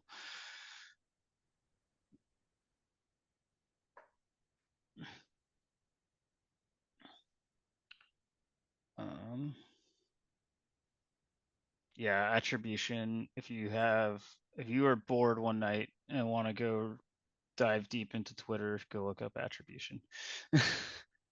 Just go to I think it's Attribution Matters or Impose Cost. Just see some of the stuff that he has a very lively discussion on attribution and things like that. Yeah, it's pretty Yeah, intense. Andrew Thompson, right? Yeah. I really like that guy. Yeah. Oh no, I like him too. I don't agree with him on everything, but he is very passionate about attribution. He does have a lot of very good points. Good lively topics. Yeah. Yeah, I will look it up right now on my phone. Throw it in there. All can't right, remember. so moving on, we've got like 6 more slides we'll talk to, and then the rest of the time is y'all's to play. Tyler and I are working on, we ran a little longer on CTI than we thought we would, so we're going to extend the lab time by about an hour. So after the webinar ends here in a little over an hour, you'll have an extra hour of lab time to work with Empire and Scythe and have a bit of fun inside the environment. Yeah, I apologize. I talked too much on threat emulation. No, you're good. It's a good topic, and they're asking good questions, so it's making it flow. It's flowing smooth. Maybe just been a little longer than we thought. So now let's talk tooling, automation versus manual. Where and when does it all fit in, right? In this example for this workshop, we're attributing the automated testing functions and things like that to Scythe because that's one of our biggest factors in how our platform works and one of the biggest boons you can have from it. And in relation to this workshop, we're looking at Empire as the more dynamic hands-on piece. Now, that's not saying one is better than the other or that you can't do the automated and hands-on stuff in Scythe or Empire because you can do it in both. Just from this perspective, we're talking about these tools as one or the other. It's obviously a very gray line. But some of the Oh, I Go was ahead. just gonna agree with you that like, yeah, don't treat this as like Scythe is only automation and Empire is mostly hands-on, but Empire does actually have some automated capabilities as well. But yeah. So when you start thinking about automated tooling and where this comes into your process, this is where you really want that. You want it to be scalable. So like say you're testing a threat emulation campaign across multiple endpoints or hosts within an organization. Maybe you've got tenants that are global, so you might want to be able to kick off the same thing in different regions at the same time. Having a tool that can help you set it up once, run it across a bunch of different places is extremely helpful. Right now, you don't need 5 hands-on keyboard people each executing in tandem. You can have one person doing it for all 5 regions. The reliability of knowing that that campaign you built is what's going to get executed. You're not going to have a junior analyst or someone get a little froggy and get off track and start doing some other random stuff. And it's repeatable. You can do the same thing. You can test it today, a month from now, come back to run the same test and see how you fare. See if any changes were made. See if there's any new gaps that have appeared. And that's one of the biggest boons of having that automated tooling in place for you. Yeah, and I really like another use case I really like for it, Trey, is like when we go in and do like hands-on red team tests, we often have customers that want us to come back and retest things once they've made updates to their environment. That's really expensive for them to have us come back. Whereas if we did our job properly and give them the documentation of how we ran our campaign, they can then build a Scythe campaign and run it at a much cheaper cost to them to validate that like all their fixes are in place and that they've stopped the campaign that we built for them without requiring that like we have to come back and do it, because then they don't have to work around our schedule, they don't have to pay us as much money. It's just like a really it gets them way more bang for their buck when they do have someone come in to do the manual testing. So that's like another use case I really like for it. Yeah, and talking to the hands-on manual side, this is something where you're operating as a group. It's immediate actions. You want to be a little dynamic and interactive. This is something Tyler and I tend to do when we build out our events. We'll do the pre-staging of our behaviors, build out our threat campaign, but we leave some gaps in there of places where we can make decisions or decide to move left or right based on what we see the defenders doing. We can change up the behaviors based on how well they do or what they don't see, stuff like that. So we tend to use other platforms like Empire as a great example of a second stage C2, or maybe we want to do our exfiltration in an automated fashion through Scythe, but also in a manual fashion out to gray space, things like that. So we tend to insert tools like this into the mix as well.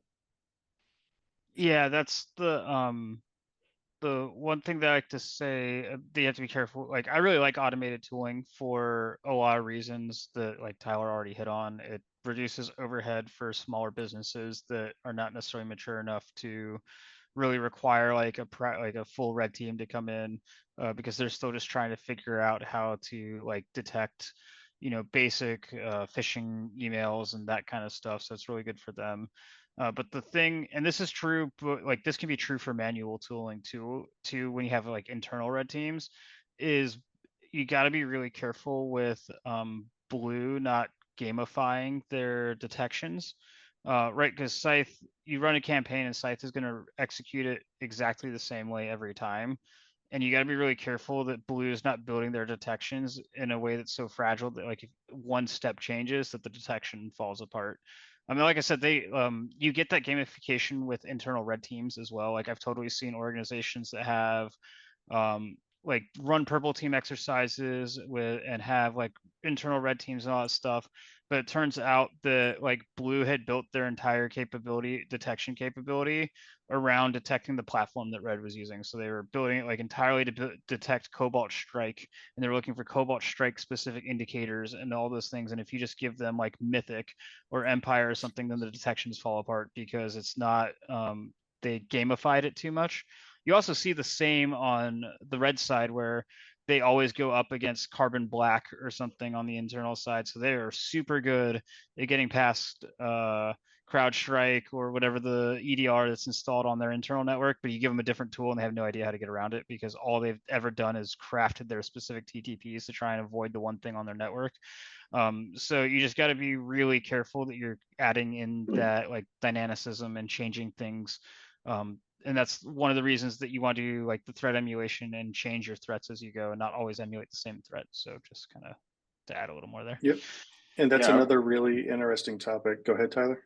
I was gonna say that we talked about that in our purple team and our detection engineering course or workshop that we put on as well. It's like if you have simple detections, they are simple to bypass, right? It's like if all you have to do is just base 64 in code, who am I, instead of just typing who am I, and then it doesn't get alerted or you don't see that, that's not a good detection. That doesn't have a lot of validity. And we talked too in the detection engineering course that it's a cycle, it's a circle, as they say. But it's like once the blue or the defenders have a detection, hand that back off to your red team and have them kind of modify how they do it, and then you start the purple team process again. You start the emulations again and the detections again to be able to kind of have to cover all the bases, right? You want to be able to have as verbose of detections as possible. Yeah. The other thing to take into account there too is, we will introduce this hands-on portion during a live PTE to test if the defenders are like explicitly looking for something. So if they're just looking for WMIC, we might use a different tool. Or if they're looking for a download and execution cradle together, we'll break it apart and stick some behaviors in the middle and then do the execution.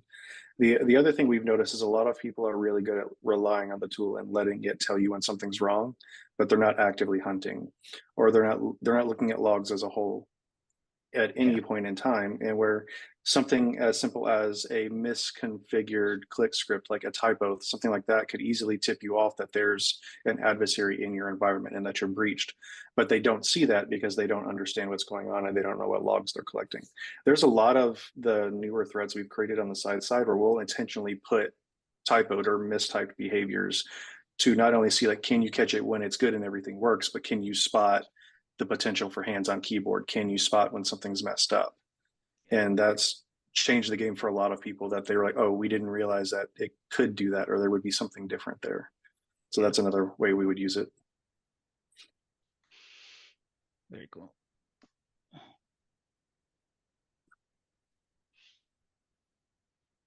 So I think so. Yeah, the lab we're gonna do it both ways. In the lab, we're gonna use Scythe to deploy Empire, and then we're gonna use Empire to deploy Scythe. So just to kind of show like interoperability between tools and how you can mix and match tools to do stuff. Like Empire might be a really good way to like if you're doing hands-on keyboard and you have like a lot of automated behaviors that you want to use with Scythe, but you have like a segmented network that you need to kind of get hands-on keyboard to figure out how you want to get through that segmentation, and then redeploy your Scythe payloads to start running. Or oh, we lost Trey again. He'll be back in a minute. I got it. Yeah.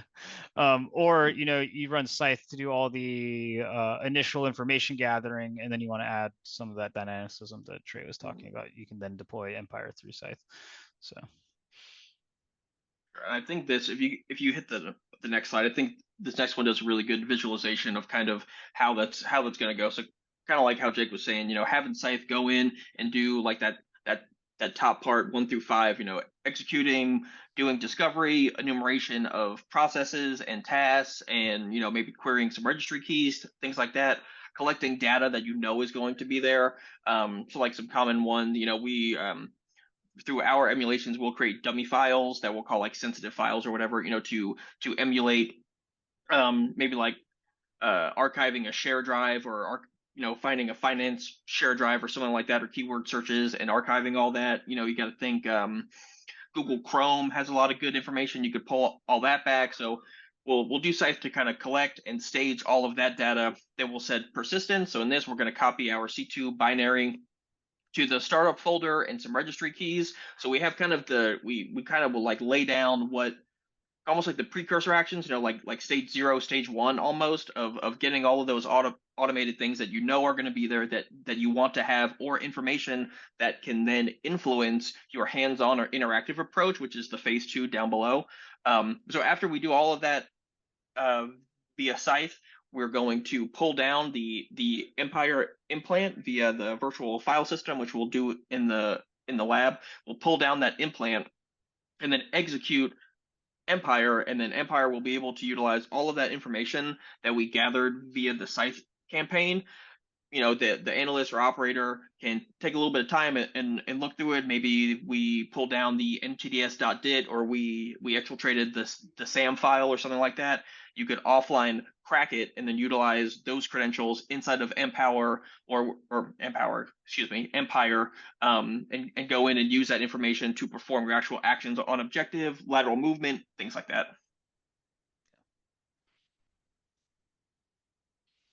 Yeah, so that gives us, I think that's the end of our slides. So the rest of the time is kind of for lab time and for questions that you guys have. So we'll walk through, we'll give you guys like 20 minutes, then we'll walk through one of the exercises and so on, type of thing. Yes. So the first one should take you, let me scroll on over for a second. Take you all the way to page 34 in the manual. So it's going to have you go in, do some stuff in Empire, make some implants, do some BOF execution, things like that. It's going to have you go over to Scythe, a little familiarization in Scythe, creating and deploying a campaign. And then after that, she said we'll go over it. We'll kind of talk about the different things, and then we'll have the capstone, which will be you guys implementing Scythe and Empire kind of on your own, a little less guided. Yeah, so we'll do, says 20 minutes on there. I have 2:04 Central Time, so call it 2:30 or 3:30 Eastern. And then we'll go over it. And then again, if you have any questions or issues, or things aren't happening the way that you think they're supposed to, please let us know so we can get a jump on that. And again, it'll take you through through page 34 in the lab manual.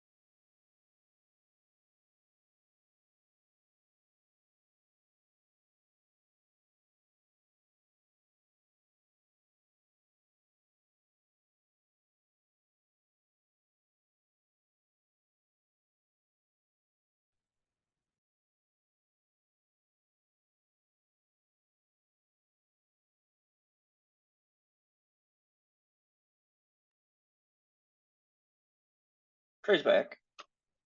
Hey, Trey, we're in lab time until for about 20 more minutes. Sounds good.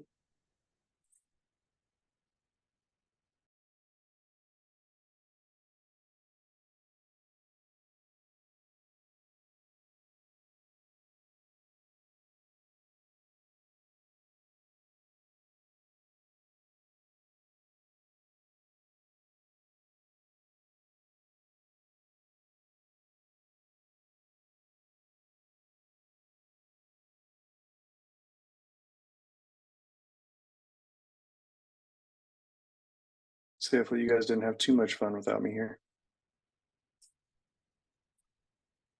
Never. We were like, bloop, Trey's gone. It's one of them days. If we did this course yesterday, I think me and Jake would have been without power.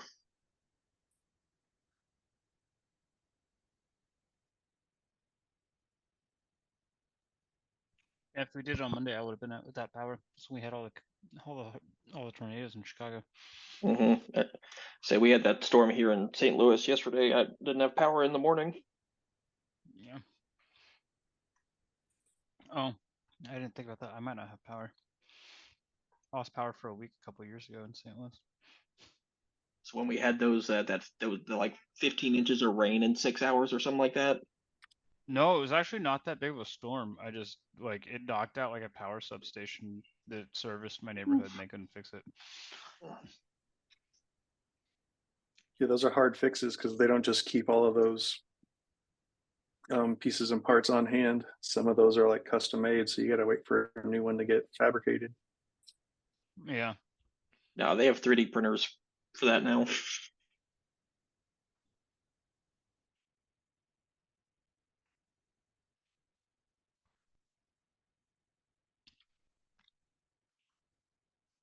So how's everybody doing in the hands-on portion so far? Anyone having issues with Empire or Scythe?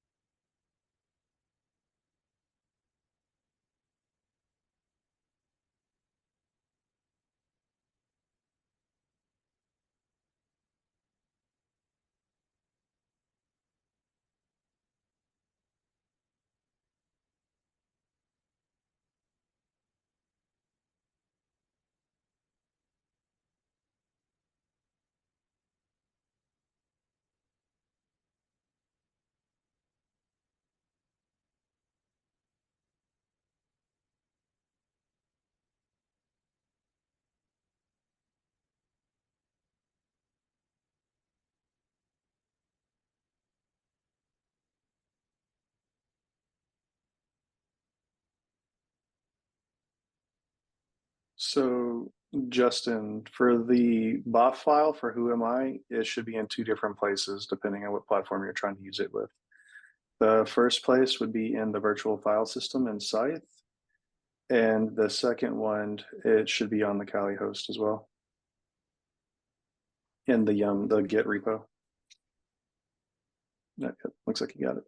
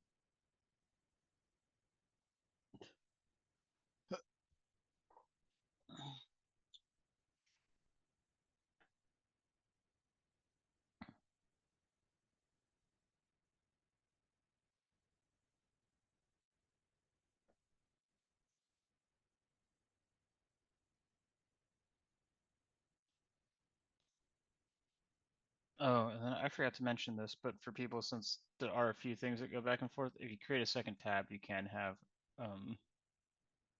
like the one tab on start on the Kali box and one on the unicorn box.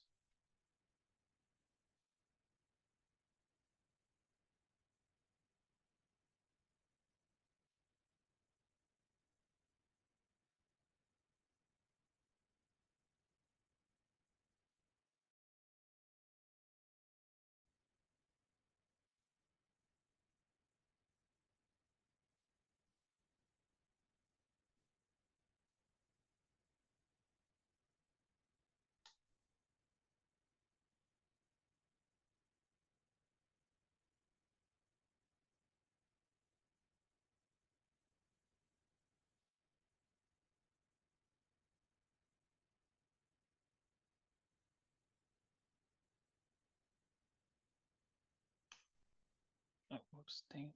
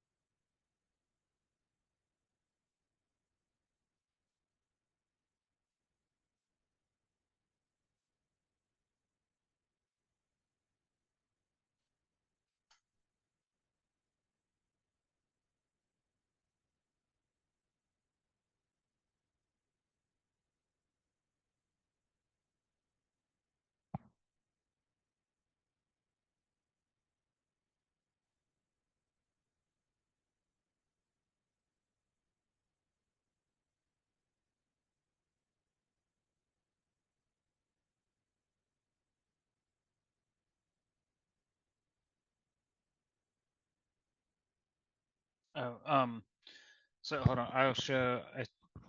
I just did this myself, so let me show this. I think a few people are getting stuck on. Let me start resume. Okay, so when you're trying to connect it, if you tried to go directly to this URL right here, it won't connect because you have to go to the index.html. So you need to make, there's a bookmark down here that says Starkiller, and you need to make sure you click on that. Because if you just try to go to this address like this without that index HTML, it's going to give you an error. It won't even give you this one because you don't have a token yet. So like if I go log out, I'll show you. Yeah, that's probably my fault, guys. Sorry about that. I meant to update that URL.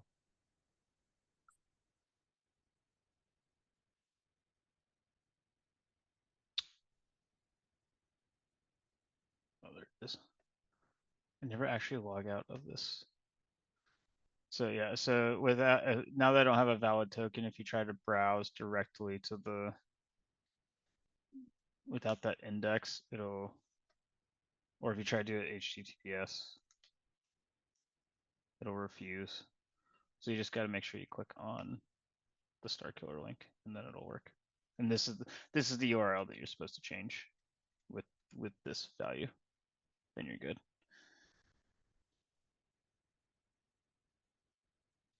Hey, while you guys are accessing everything, can you show them where the BOF repo is on the Kali host? Some Yep. people are having trouble finding it. Yeah, I was just responding to that for the and Jake, you can still show it on there, but for the BOFs, we kept them on the Kali machine to try to keep it a little more realistic because you're not going to have your BOFs on your victim machine, so you have to switch to the Kali console or box and do that one from there. Yeah, hold on. Let me create a listener and deploy it, and I'll show people how to run the BOF.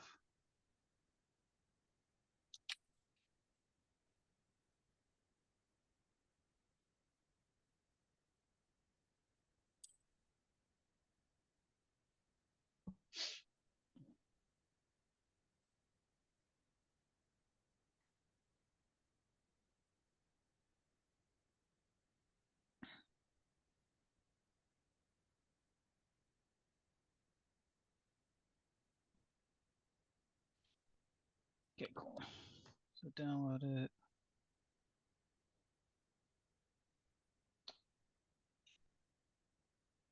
Whatever. We'll just do it another way.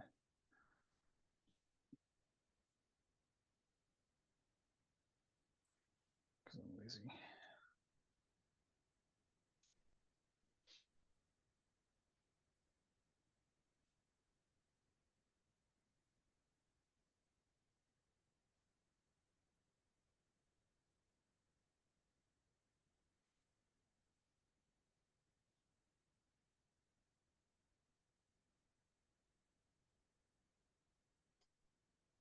Oh, come on. Don't be like that. Copy to. Oh, that's duh. I'm an idiot.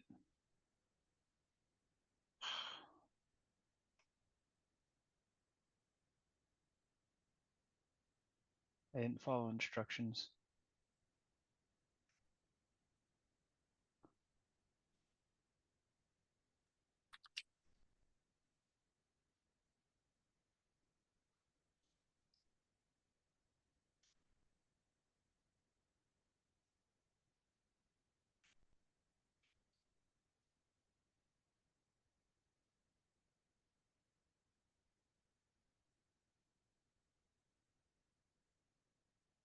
You have HTTPS in the URL on that one.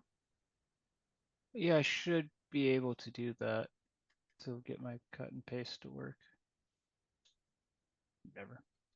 We'll just download it and it'll be fine.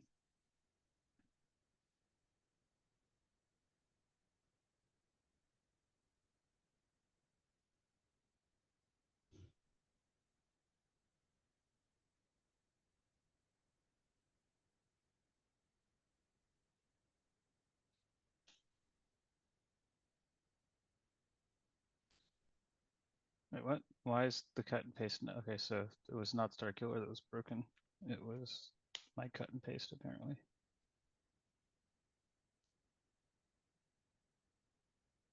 Why is this not working?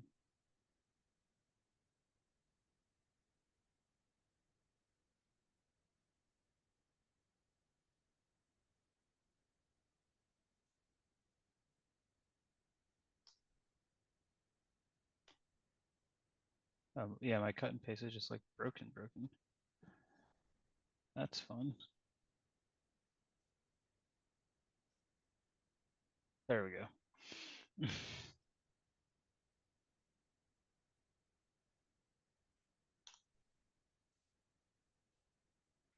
That was painful. I need to talk to Vincent about this. There's some mismatch on the server time. It's causing a problem. But okay, we got to this. So now we're gonna do we'll do the BOF stuff. So you're gonna type in C#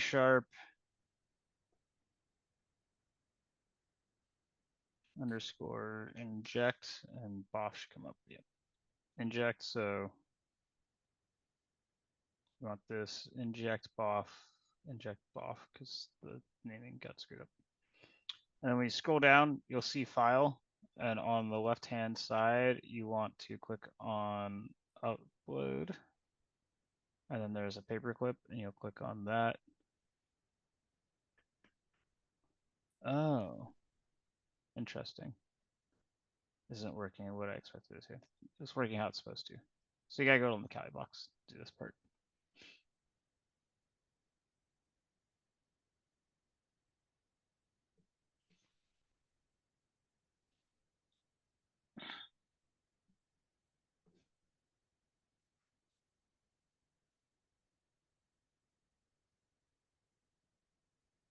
There is a way to tell it to not upload it to actually tell it to use the file path from Starkiller. You just can't use the web browser like I was trying to.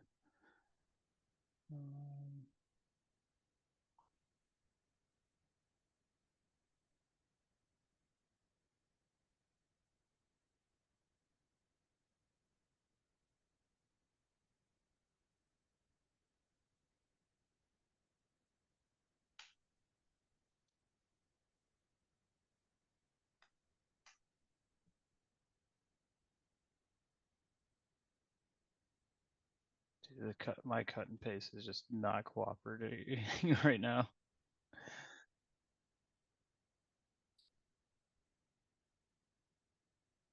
What the heck?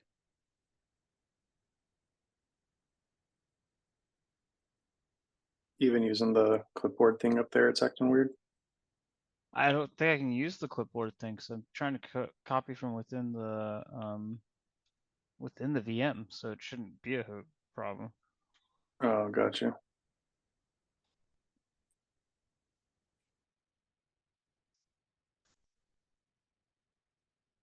Right? Is that correct? It could be a VLP-ism too. Yeah.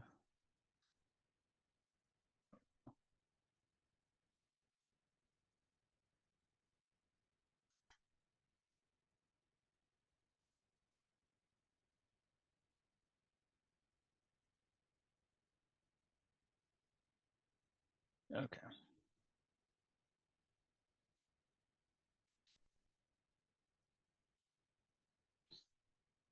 So from the Kali box, you're gonna go down this file field and click on upload and then attach, and then you can browse to it.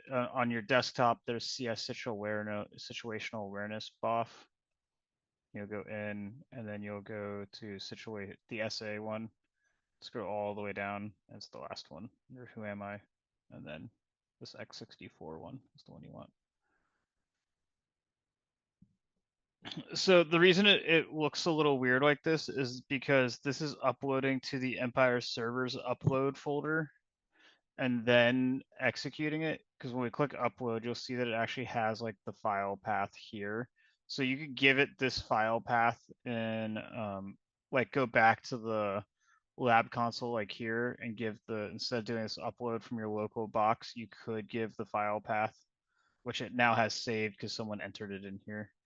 Oh no, these are the downloads. So you could give it like that opt empire, like the actual file path if you know where it is on the Kali server. You just have to find it.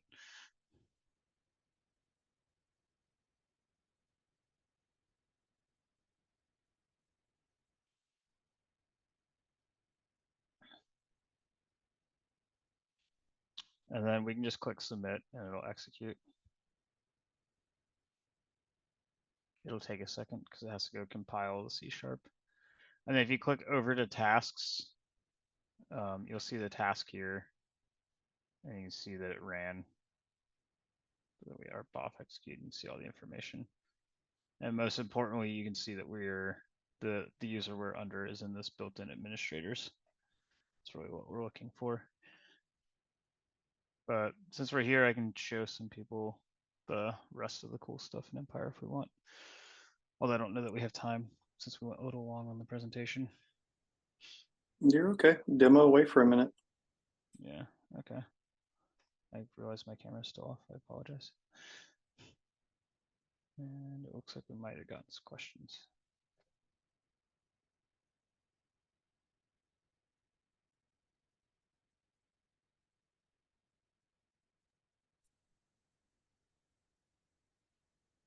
Okay.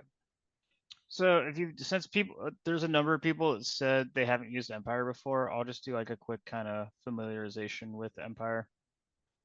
So this is like our landing page.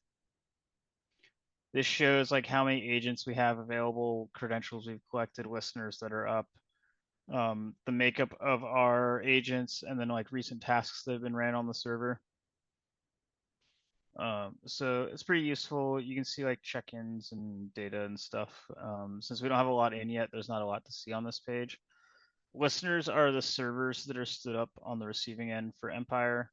Stagers are your download cradles. There's lots of them. My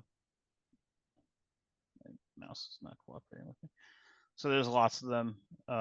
Some of them get more use than others. So if you use I have no idea this last time this window MS16 051 was used. So they should all work. We have the tests built into that pipeline, but like I can't remember the last time I used this teensy thing because I think that's like a specific one for like a tool. So Well, there you can go to module. Agents are all of your current checked in agents. You get if an agent dies, it'll turn red here. You can hide it if you want. These are agents that you've killed off. You can show them. There's nothing to show. You have this cool graph view in our. Oh, why is the graph view not there? Oh, there it is. Oh, what did I do? So you have this cool graph view in the sponsors version of Empire. That you shows you like all of your stuff. If we had more boxes, you'd see how the boxes and all the agents chain together. We'll do some agent chaining in the next exercise, so like you'll get to see the graph update. It's pretty cool. And then you can see tasks that have been returned from the agents. If you click on an agent, you can then interact with it. There's a bunch of cool stuff within Empire, like the file browser. This will automatically run like a PS, not a PS command, an LS command. And then when you click drop downs, it's enumerating it as it goes, and then it memorizes it. One of the cool things is if you have like multiple agents on a box, once you've like done this, it'll get populated to all the agents on the same box. So you don't have to run the command multiple times if there's multiple agents installed. Same with processes, like you can click on the refresh, it'll dump all the processes. This will automatically get updated to any agents that are running on this box. You can upload, download files to and from the computer or to the agent, import a script. You can pop out agents if you want, and then like reload sysinfo and stuff. So now you can search for processes. Like if you want to inject into Explorer, you can search for Explorer and see it. Just a bunch of nice stuff. You can see what it includes, like what users are running those processes. So you can see NA generally means it's system. Here's all our modules. This is where I was talking about, like you can like see all the technique taggings. You can click on the technique. It's all linked to MITRE, so you can see what it's known as. So like you can search by language, search all kinds of stuff. I'm pretty sure this will work. It's been a while. Maybe you can't search by techniques, but you should be able to. But you can see the techniques associated with each one. You can disable it, which is nice, but it all has descriptions, really useful things. Obfuscation is pretty cool. So one of the things that we have in here is keyword obfuscation. So even if you use like an AMSI bypass, Defender does, and several EDRs do like in-memory strings analysis. So the words like invoke Empire anywhere in memory will automatically trigger a response from Defender. So keyword obfuscation allows you to say anytime invoke Empire is used on any task that I send, replace it with this thing. So it makes it really clean to maintain like scripts. You can do this with Python as well. It works for like all of your modules.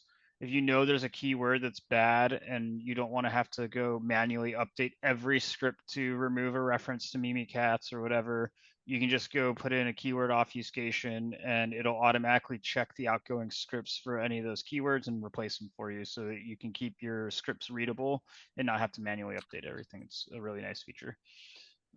Same with like our invoke obfuscation or our Python obfuscation stuff. Hey, Jake, you got a question down there? Yep.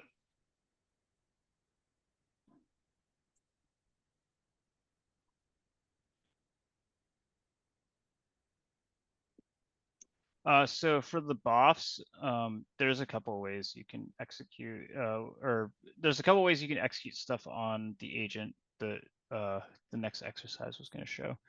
But yeah, you click on agent and then interact, and the form gives you like this GUI style interface where you would do like inject, and it's a fuzzy search on here, so you actually don't have to start with C#. You just type inject buff and it'll show up.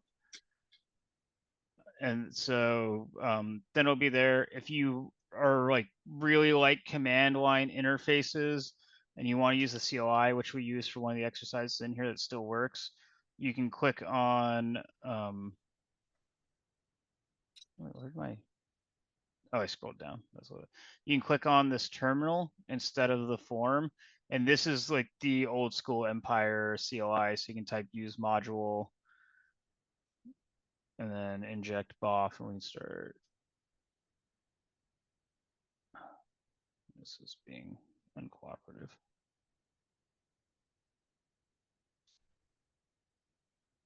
So you can click on here, it'll autofill. If you hit enter, you now can get like info on it. Or no, sorry, options. It's been a while since I've used this. You just have to give it the file. You then do like set file, and you can do the TACP thing. Oh, I don't know if the TACP works from this. No, it does not. Okay. So you'd have to know the file path to use it from here. The like auto pop out the file browser thing that Anthony has for doing set file in the actual CLI doesn't work in here. I've never tested that before. But once you have the agent, you can also click on shell or type in shell from anywhere. Oh, never mind, not from anywhere. Actually, how do I get out of use module? Just type execute.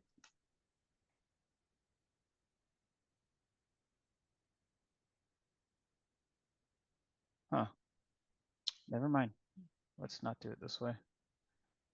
It's been a while. I just found a bug in this. I will have to go tell Anthony. There's no way to get back. Hey, that's the best way to find them, right? You got to do it live. Yeah. Okay. Oh no, back does work. Okay. Main doesn't work anymore. Now if we type shell, we're good. There we go.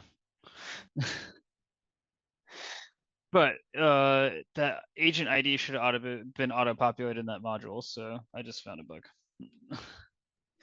But if you type in shell from the main, from where it gives you this thing instead of the use module, then you get an interactive shell, and like you could type "who am I" here, which bad opsec, but this is basically the same as having a PowerShell console window now. So we're about 20 minutes out, so I think we might switch over real quick, do some quick demos with Scythe, and then let them play through the capstone. Okay, I'm just real quick because someone said that they got an error on the FOD thing. So let me see what they, if I can reproduce that error real quick.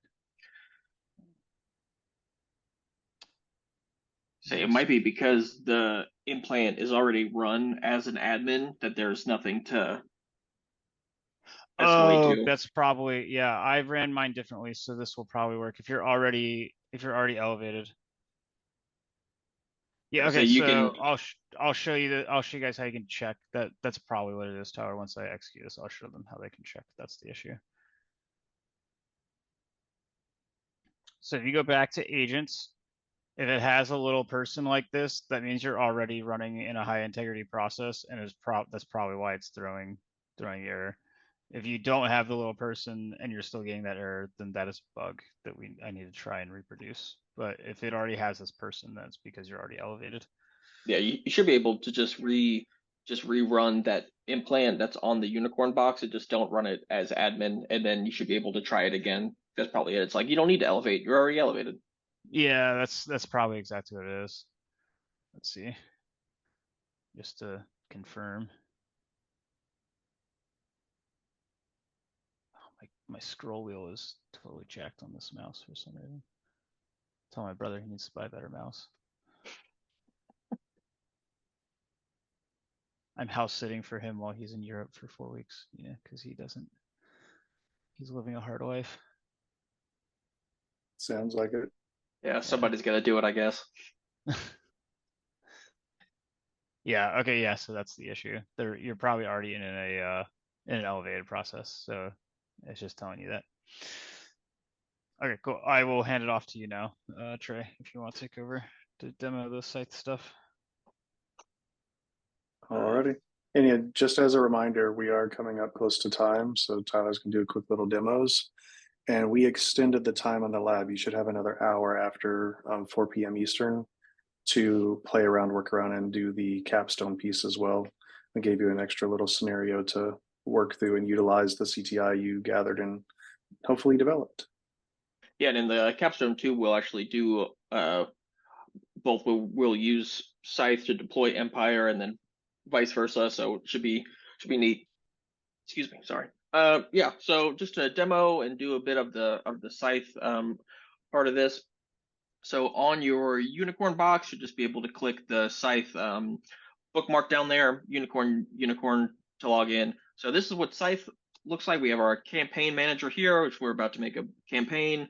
The threat manager, which has all of the threats that we've created in here that you can go through and click on. We'll do that here in a minute. And then the virtual file system, which we've mentioned a bunch of times, never really explained. So it's the virtual file system, just like it says, that's attached to the Scythe server itself, where you can upload some shared threats.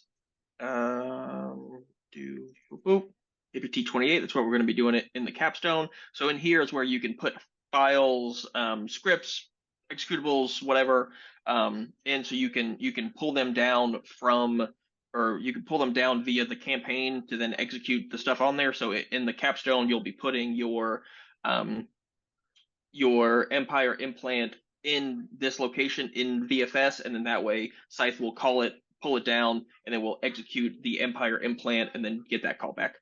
But not to get too ahead of ourselves, let's go in and make the first campaign. So we'll go in, I believe we call it first. Look at that description. We target all the major operating systems, so Windows, Mac, Linux. We have multiple C2 comms. HTTPS is the default. If you want to utilize these other ones, you have to stand up some relays, but they're available. We'll get into the settings because we're really running low on time. I want you guys just to kind of see the meat of it. So in here we have modules, which are used. They're kind of like Lego building blocks to help you achieve the actions on objective that you're looking for. So we'll just go to the run module, which operates just like a normal command line shell. So if we go down to then execute action, custom action, we see that the run module is loaded, and we can do run cmd/c, who am I? You don't have to do the cmd/c, I'm just kind of used to it. That's how I normally do it. Custom action, run, believe it has us do system info in the lab. Then all your steps populate over here. You can modify them and move them around. You can be like, oh, I made a mistake or whatever, go in and edit it, be able to change whatever you want, 1, 2, 3, you know. Also, that's really useful in the pre-baked threats that we have. So you can go into any pre-made content we already have and modify it to go after whatever you like. So if you want to change the file paths or what it goes or what it writes to, whatever, it's totally modular, totally yours to change. And then you can also tag them, which in the pre-baked threats we'll go into. So like 1059 for execution, and you can tag your threat under there. That's valuable for reporting and things like that.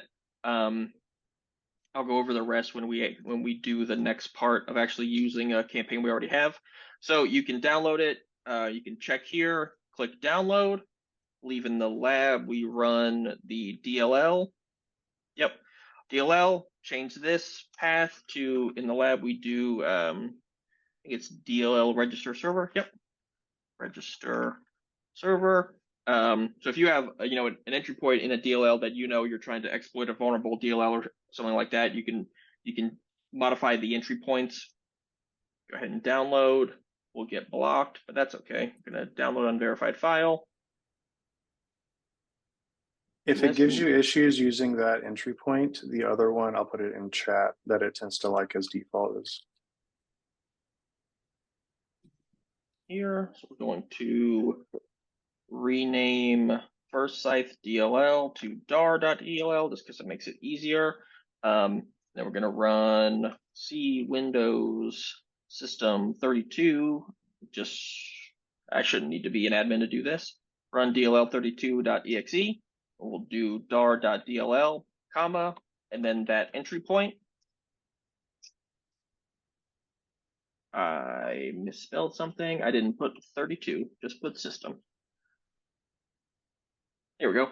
So that will go ahead and execute. You see that it's pending, and here in a second, once it gets its callback, we'll see it goes active and you get this drop down. So you can click the drop down. It has the device that it was executed on. You can click on that and it'll show you in real time the steps that it's running as well as the response. So it has a default. What's the default check-in? Is it 10 seconds?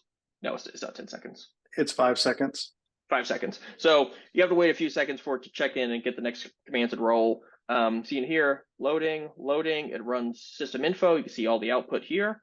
And then we ran who am I in there so you can see the output in that. So that's how you execute it through the DLL, making a custom campaign. And then you can go into the shell, which is kind of like going in, well, not kind of, which is going interactive on the endpoint. And then from there, you could type in run, who am I again? So you wait a few seconds for it to check back in and it'll return it. So if you have anything outside of the automated campaign you're trying to do, you can do it in the shell. And then we can do a controller tac shutdown, which will kill the campaign and shut down the implant. And then another way to build campaigns is going in and utilizing some of our pre-made ones. So we'll go in and call this second description. So you go to add existing threats for this lab, we say just ABT19. Not a super complicated thread that we have here, so pretty straightforward. You can see this going to do a print screen, IP config. It loads all of the modules in.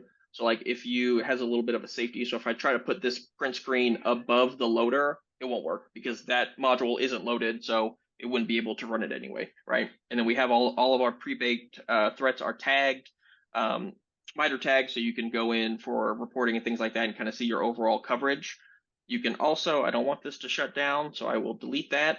Also go into add MITRE technique. So if you know you want to do like credential dumping type credential, these are tied in with the Atomic Red Team as well as some custom kind of atomic tests that we've created. So if you want it to do retrieve Microsoft IS service account credentials, you can configure. If there's any prerequisite steps, it'll have them in there. Click add steps, and then it'll throw it down there at the end. We shouldn't be running an IIS server on our Unicorn machine, so I'll just delete those. But yeah, you can go in and modify them. You can make custom ones, load whatever modules you want. Run and upshell are probably the most common ones that we use. So like I said, run is just like having a command prompt, having a shell open, and then upshell is unmanaged PowerShell.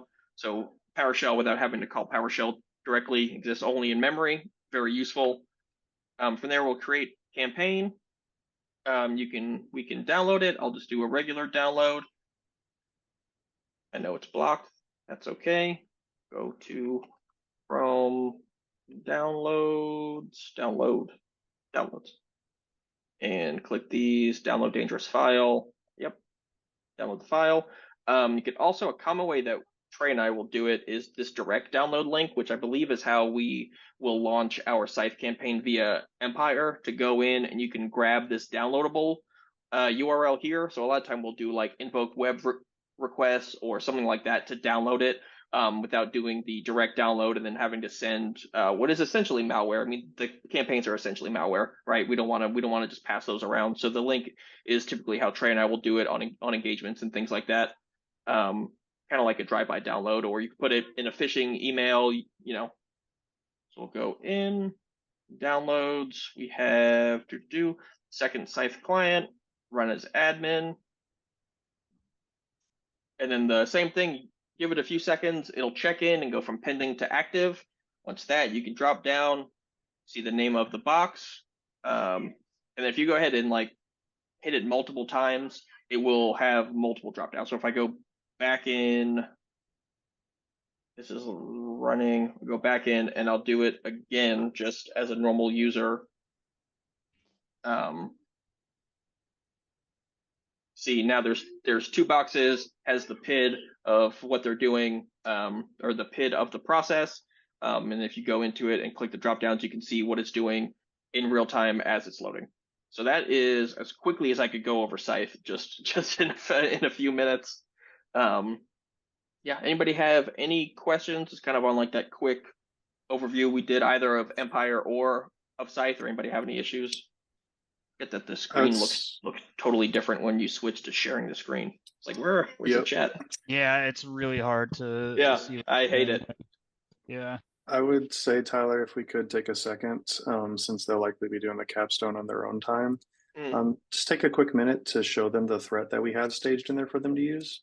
Yeah, So of course. they're kind of aware that it's there. So you can either get to it through create. I'll do it through this way. This is how I like to do it. Create campaign, give it a name, just call this third. You don't have to put a description. I just am used to putting something in there. Add existing threats, APT 28, also known as Fancy Bear, also known as XYZ. I'm sure it's got 1,000 names. In there, I'm gonna scroll up.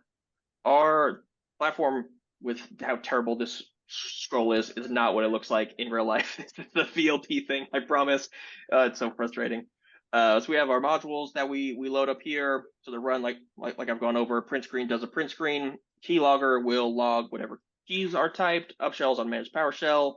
File is what we utilize to create dummy files to like stage exfiltration and things like that without actually exfiltrating pertinent information or potential PII, things that you don't want uploaded.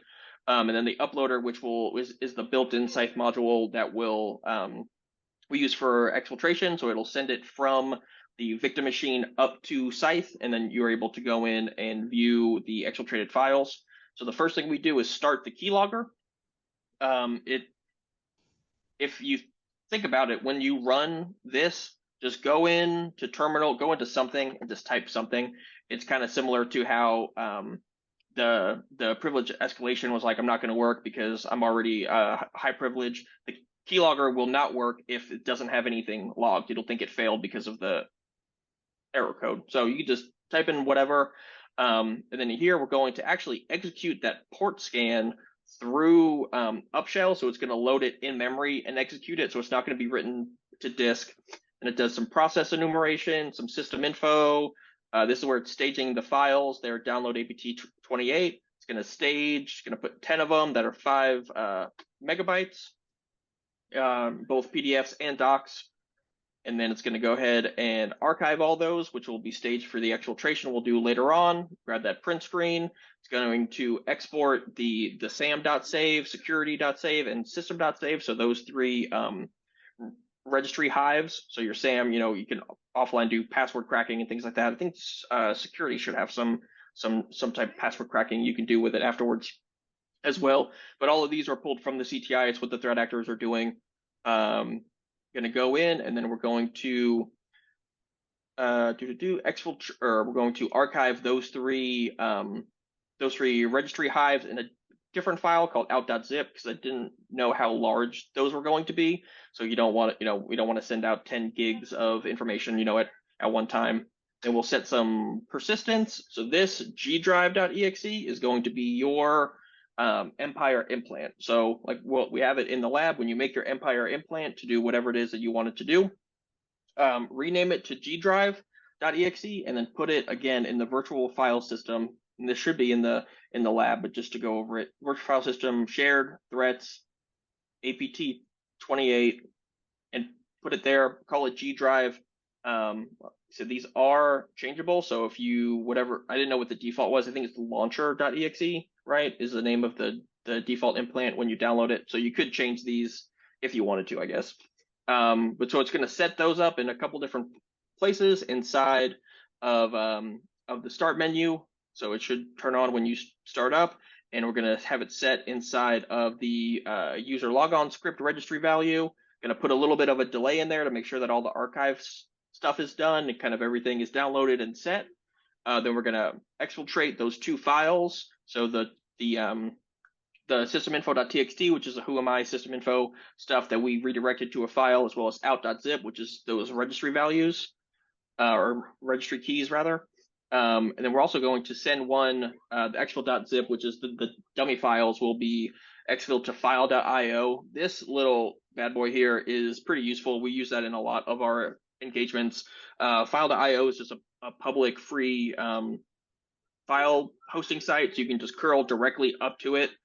We used to use transfer.sh, but it's kind of iffy on whether or not it's going to work. So file.io, really recommend using it for exfiltration. And then we're going to set a scheduled task for G Drive and then run it immediately. So that is actually what's going to kick off the Empire implant, which after this runs on Empire Starkiller, you should get your check-in and then be able to interact with it to do whatever it is that you want to do. And then our keylogger will pull whatever is in there, stop, and we'll clear the system and security logs. And then this threat will go in, all of our pre-baked threats will do kind of an artifact cleanup. So if you don't want these artifacts to be deleted or cleaned up, you can just click on these dots, delete them. I'm not going to delete all of them, but you can go in and delete them if you want to look at the files that are created or anything like that. Then you go ahead and create a campaign, then get it to execute the same way.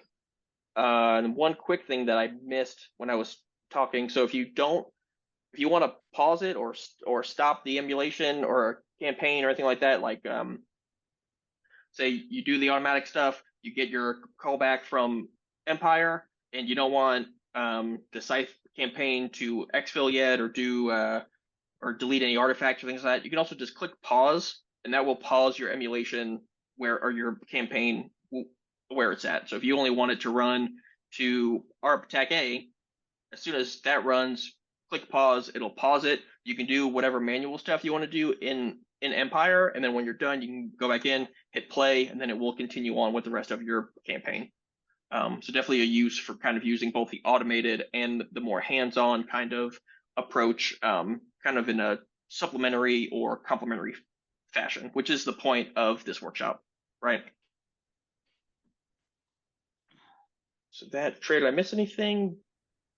No, I think you hit most of it. Okay.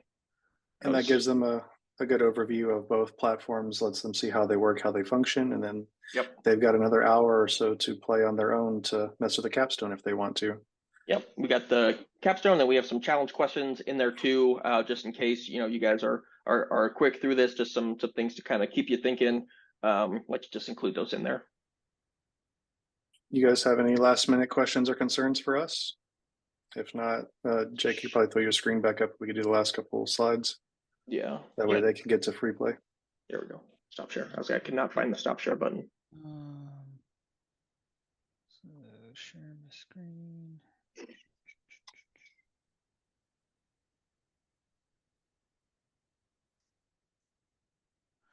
So last few things from us. Go purple from good. If you like all the site swag, the crazy unicorn stuff you see us put out there a lot, we do have a swag store on the website.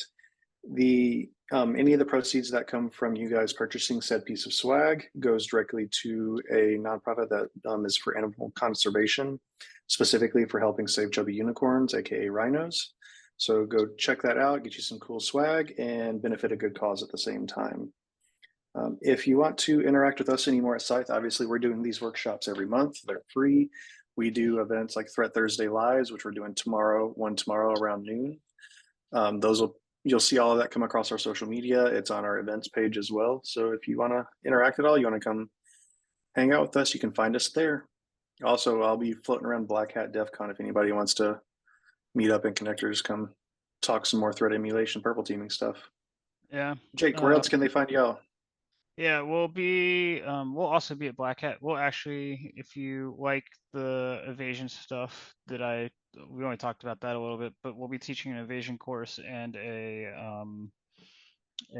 Active Directory pen testing course at Black Hat this year, and then we will be at DEF CON.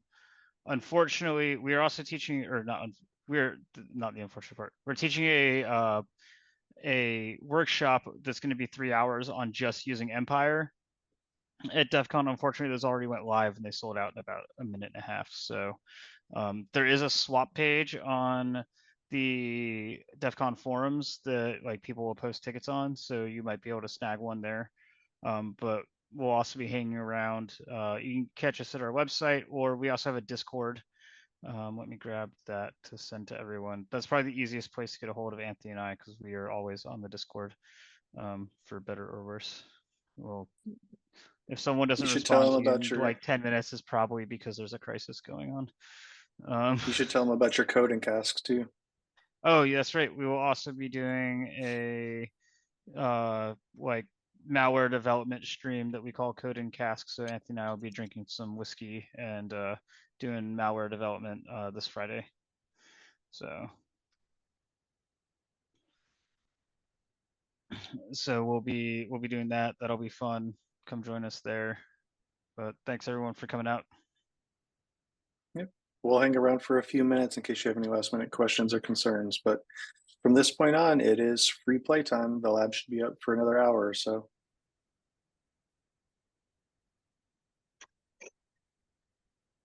Yeah, you're right, Daniel. Yeah. Come on.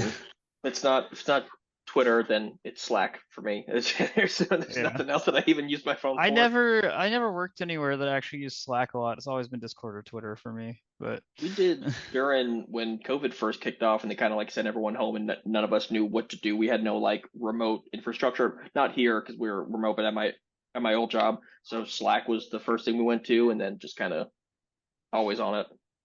Yeah. Cool. Y'all have a good one.